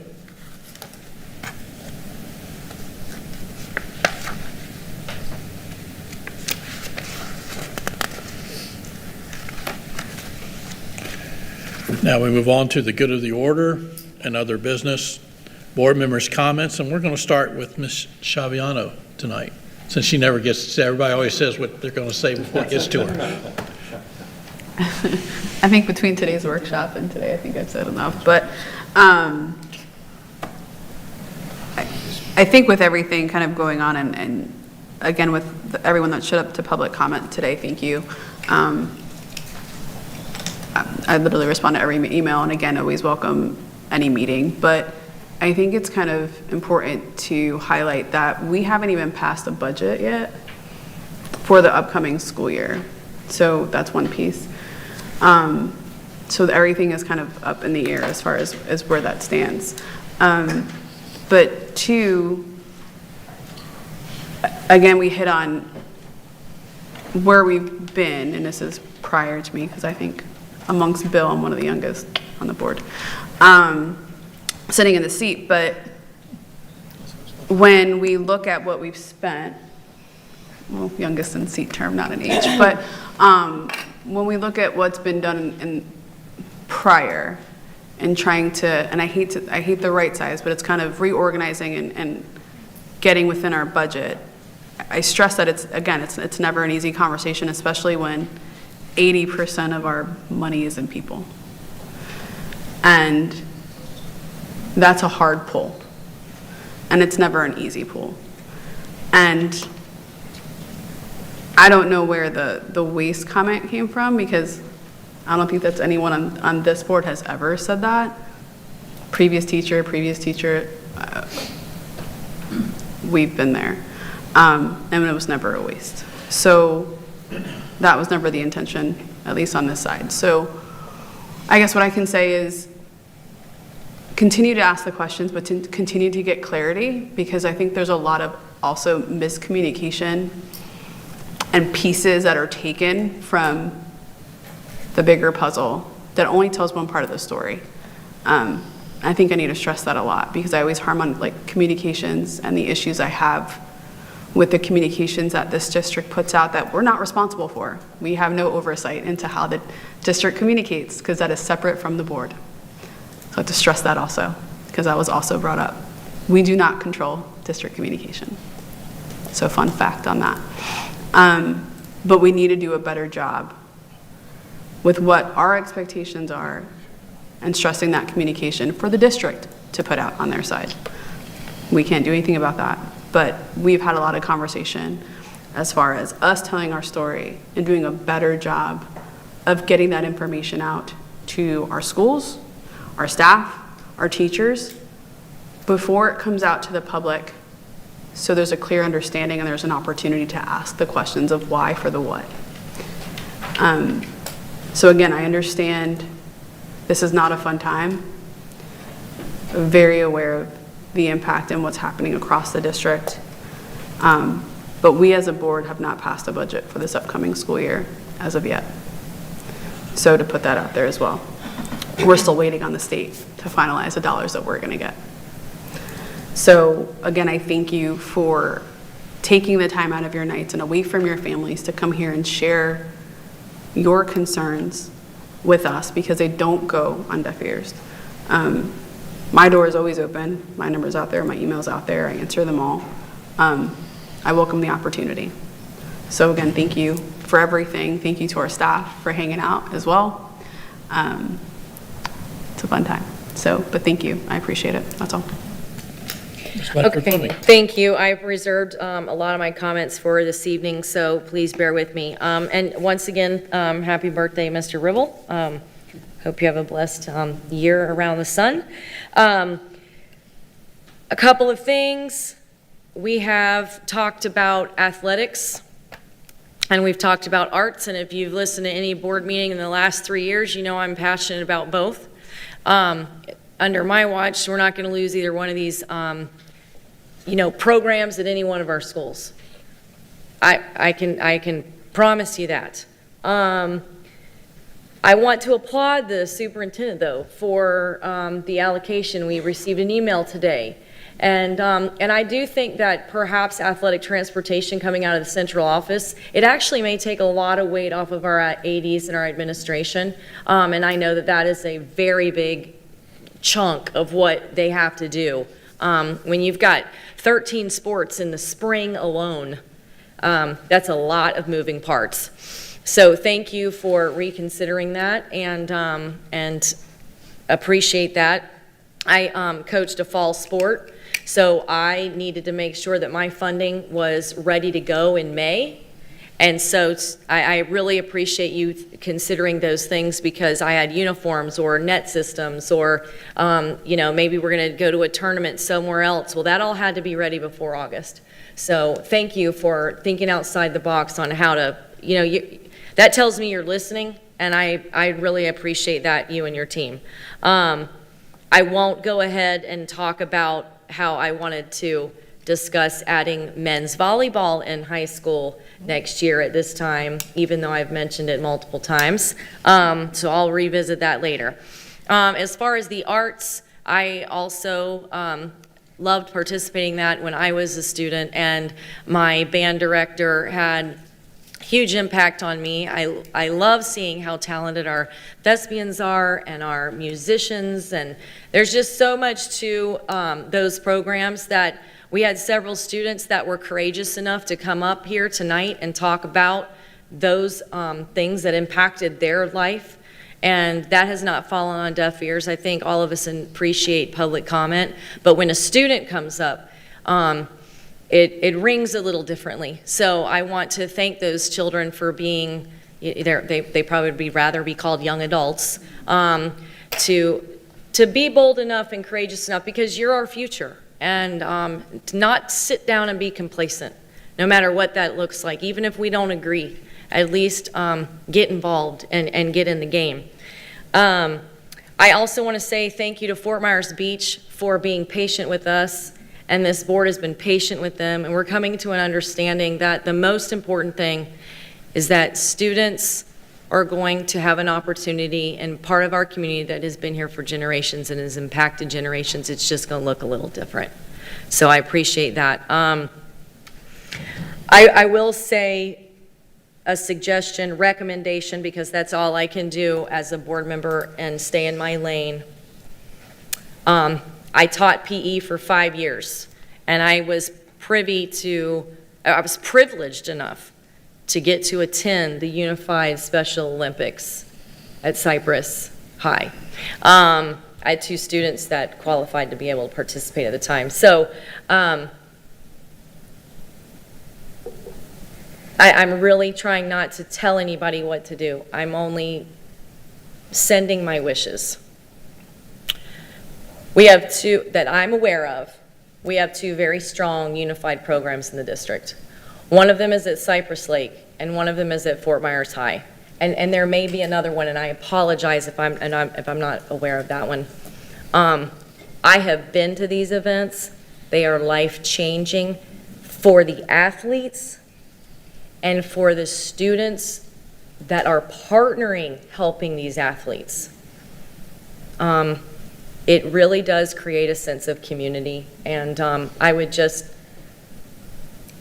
be remiss if I did not say that publicly, that I truly support Unified Sports, and these two gentlemen that run those two programs are very respected, and quite frankly have earned the right to be able to run those programs. And I would love to see more models like that throughout the district. So not just at the two I'm talking about. Like I said, I'm not missing anybody. So thank you so much. I appreciate the Buckingham families coming out, and thank you again for pivoting, Dr. Carlin. That tells me that you're listening to the community, and I look forward to more conversations about that. And then I'm going to end on a positive note, because I just have to, after kind of a challenging night. Thank you, teachers. Thank you, educators. Because of what you do, in 2 weeks, we're going to watch thousands of students cross a stage and receive a diploma, and that is why we are all here. To watch the successes of these children from pre-K to 12. You've made an impact on them, and there isn't a child that's going to walk across that stage that won't remember at least one, two, maybe dozens of teachers that made that impact. So thank you. These are hard times. We have a lot to work through, and I really look forward to our graduations in a couple of weeks. I also want to say thank you to our SROs and our officers, because some of you may not know, but this week is National Police Officers Week. So thank you so much. We always talk about safety as our #1 priority, and you are the men and women on the front lines, so thank you so much for all you do. Ms. Jordan. Okay. Lisa, you were supposed to go, and we were supposed to say ditto, but okay. So this last month has been very impactful. We've had so many different places to be and to see.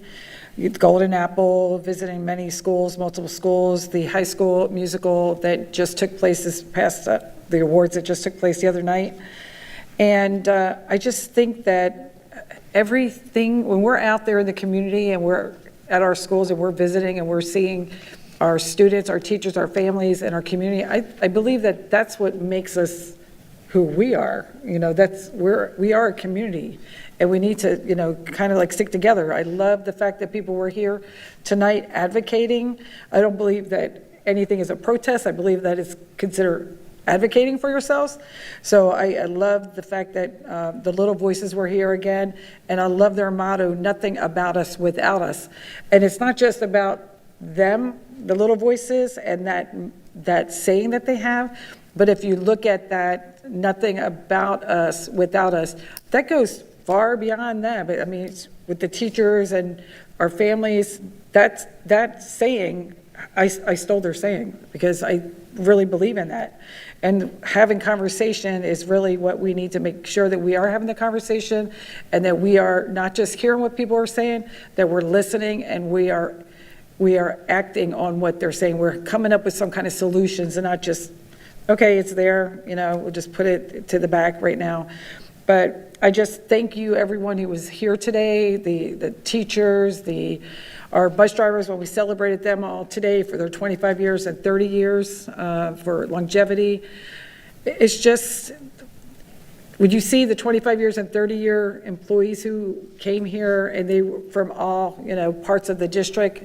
That's pretty amazing to see that they have been here that long, and that we really need to appreciate, who they are and what they've done. So I just want to, thank them and congratulate them on that as well.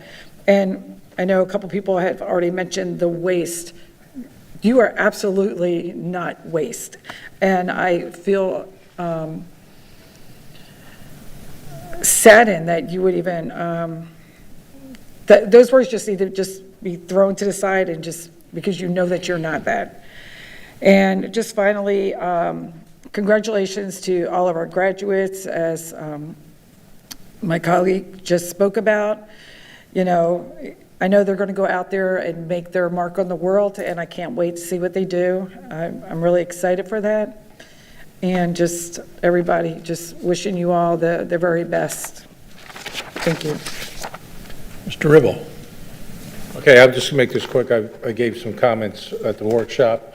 I'm just really excited about the community with the scholarships that are being given out. We had a great session last week at Estero High School. We're going to have a great session Thursday night in Bonita Springs, and looking at the Golden Apple and some of these other things we've done, why the community's definitely stepped up to recognize our teachers and to reward them accordingly, and our students. So I yield the rest of my time to my good friend, Melissa Giovanelli. I'll be fast too, because for some reason I must have getting a cold or something.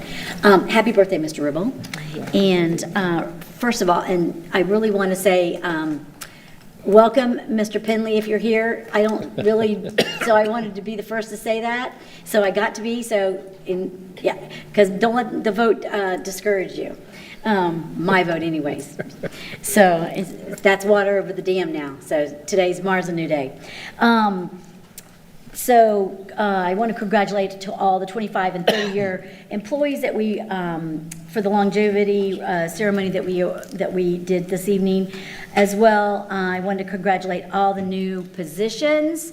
Exciting. Most of them were principals, and I think I'm excited to see new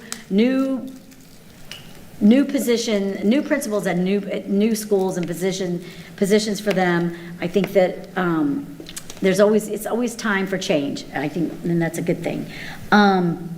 Excited about the graduations that are coming up. We have been very busy, as Ms. Jordan and Mr. Ribble both. We've been going to a lot of events, and that will continue with graduation. And that's the exciting part of our job, is to shake the students' hands and see them cross that threshold of being a product of the Lee County school system, first of all, and second of all, going into Lee County and being the best that they can be, and hopefully giving back to our community. A couple questions for the superintendent. She don't have to answer today, but some of the speakers tonight, I took notes, and I was a little concerned over some of the cuts regarding at Cypress, and as well as, there was another one. I thought I wrote that down, but I guess I did not. If you could just get back to me on Cypress, I think it was Cypress, and I thought I wrote the other school down, but my apologies, I didn't. And then also just thank you, Fort Myers Beach town, or the town of Fort Myers Beach. Thank you for being patient, and I look forward to your new school in that, on the Fort Myers Beach. And I think I've hit my notes. Thank you. One other question for the superintendent, and this is actually for Dr. Shaker too. I've had people ask me about, do we offer AI classes at middle school and like just standard AI classes or in high school? Because that is a need, and schools are doing that. And I wasn't aware to answer that, but I thought it was a pretty important idea, and it should just be standard, almost like another, like math, is what I was being told. And that was by an educator. So, and that's it. Thank you. Thank you. Mr. Fisher. Thank you, Chair. I'm going to reiterate some of, Member Giovanelli said, this entire board's been busy. We've been all over the place. It feels like some amazing things. Excellence in Education, the Mariner Career Advisory Board, Kiwanis Scholarship Dinner, State of Our Schools. I mean, we've all been over the place seeing some amazing things from our students and our teachers, and it's been fantastic. So definitely been quite a meeting today and before. And I want to reiterate to the public, we support public education, all of us up here. I don't think we'd be doing this unless we did. So, as I said during the workshop, I chose to put my 3 kids in these schools. I love it, and I'm going to continue to support it. I know my board members will do the same, and our superintendent as well. So, these are not my schools. They're not your schools. They're all of our schools, and I would want to see the community continue to support and help out our amazing teachers and students. So I want to end with middle of testing for most right now, so I want to wish students, teachers, and everyone great job testing, great rest of your year, and I'll see many of you at graduation. Thank you. Now I get to go last. Next week, I'm going to be going to D.C. for 4 days of meetings with all the different federal agencies and congressmen and senators. Our lobbyists have been able to get a lot of great appointments, and we're just basically looking for more revenue. That's the whole purpose of this, and a few possible statutes to change. I met with the federal monitoring unit for the Head Start program we have. I wasn't real sure what to expect when I met with them, but they were so excited. They saying they'd been going to county to county to county. They're out of Atlanta, and they said we're just doing a fantastic job. They'll be issuing a report later, but they were very impressed with all our program there. We don't talk, I don't think, enough about our Head Start program. We probably should do it a little bit more. And when I told them that all our new high schools basically are having programs where they teach the high school students how to take care of young children, of the teachers, we're getting these programs going now. It's on child care. So they were all excited about that, even though it's not under their program. And finally, I had went to, and I didn't know what to expect for sure. It was ESE Drumming Experience at Varsity Lakes Middle. I went there, and they were all on the stage. They all had their little drums, and their teacher went and did a rhythm, and then they would all copy it. He did all these different rhythms. Boy, they were very good at copying it, and in unison. And then they got one of the students at one at a time. They went up there, and they were able to lead them because they had hand signals. When they went like this, it got really loud. They went down like this. It got really low. And when they went like this, everybody stopped. And they did their own little rhythm, and everybody copied it, and they took them through it, and it was really interesting. It was great, and I enjoyed it. Got a little preoccupied and left my phone there for the weekend, but they took care of it for me. So now I'll move on to Attorney Dodig. Do you have any Mr. comments? Chair, I just want to welcome Mr. Penley to the district. We've always worked sort of in conjunction with each other, but never together. So first time for everything, and I look forward to starting that in a few short hours tomorrow morning. That's all I have, sir. Awesome. Yeah, you better be bright and early tomorrow morning. Normally we'll let you go after recognitions, but. And then we'll finish with the superintendent. Thank you Dr. very Carlin. much, Mr. Chairman. I appreciate it. I'll just add on to the congratulations to Mr. Penley as our new chief staff attorney. Really appreciate you being with us this evening. We went a little bit into overtime, and really appreciate your dedication to being here this evening. As you know, you've, I'm sure by now, seen Mr. Penley's resume. We are extremely fortunate to have him come here from Manatee County Schools. He has previously worked in Collier County. His record as an attorney is impeccable, and we have really enhanced our legal team, and so I am so happy. I know he's worked closely with Mr. Dodig in the past, and I know one of the concerns that was mentioned by our board, a few board members, was we want to make sure our chief staff attorney and our board attorney work hand in hand, and based on the reception I saw with both of them today, I have no doubt that they will be working hand in hand. Our legal team will be stronger because we now have an additional team member. And I will just, remind folks that, I was married to an attorney, so I know a little bit about it. I don't profess to be one, but I know one area of huge, tremendous risk in any organization can be the legal team and making sure that we have appropriate legal counsel. And with this team of lawyers, I feel like we are really ready to hit a home run. So just thank you to all of our lawyers for the work that they do in our legal team. I also failed to recognize Jessica Osborne. I don't know if she's still here, coordinator for adult and career ed.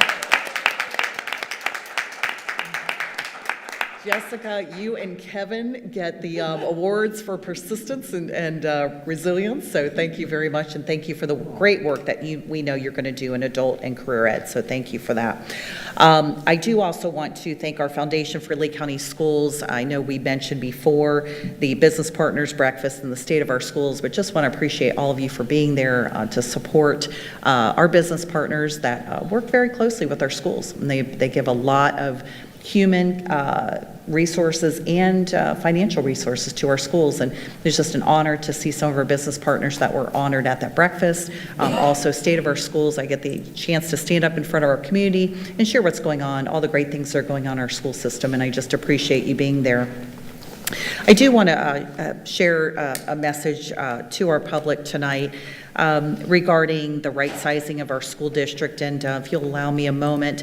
As superintendent, one of my legal responsibilities is to present our board with a balanced budget every single year. I also have a moral obligation to our taxpayers, our students, and employees to ensure that tax dollars are used responsibly with the goal of providing the best educational opportunities possible for each and every student. Now we are applying that same level of accountability district-wide. Our principals have worked hard to rebuild their budgets based on their enrollment and their needs of their students today, not based on formulas or legacy spending patterns from years ago. I appreciate and applaud our principals' professionalism and their leadership through this very difficult process. Our focus remains on protecting classroom instruction, supporting teachers. By the way, I am a teacher. I worked in schools for 22 years, so just like my colleagues at the very end of the dais, I too have a pretty big affinity for teachers. I am a teacher, so I always want to make sure that folks understand that. I also want to make sure that resources are directed where they have the greatest impact, and that is on student achievement. I also understand the important role that the arts, athletics, and extracurricular activities play in helping students to grow. My youngest son went to Edison Park, so my husband and I obviously support the arts, and I have 2 Division I athletes that live in my home. So we certainly support athletics as well. So I want to make sure that we clear up any misnomer that could be out there about this superintendent and how I feel about extracurriculars.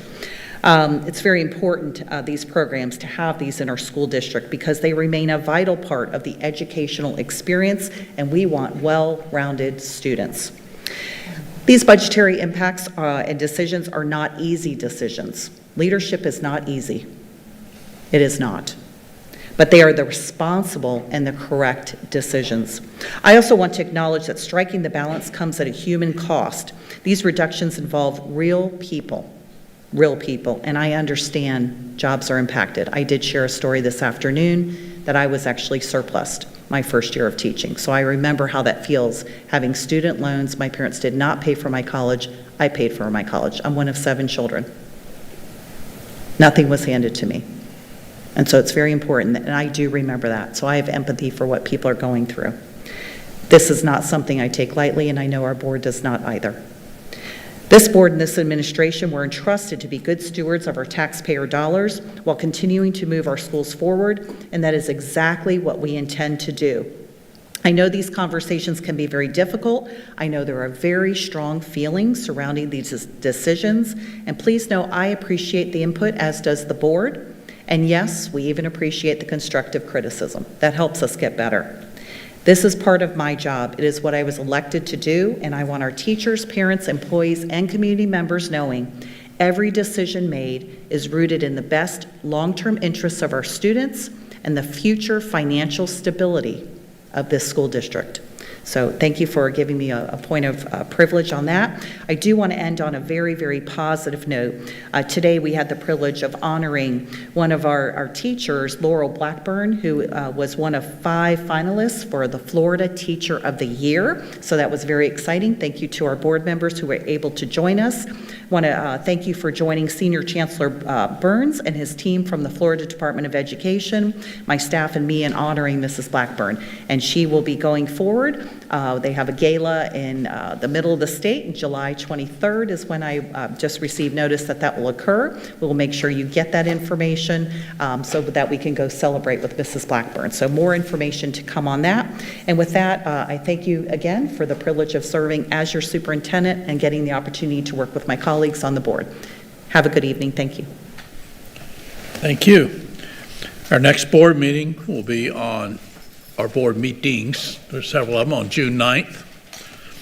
And at this point, having no other business to come before this body and seeing no objection, this meeting is adjourned. The time is 9:47 p.m.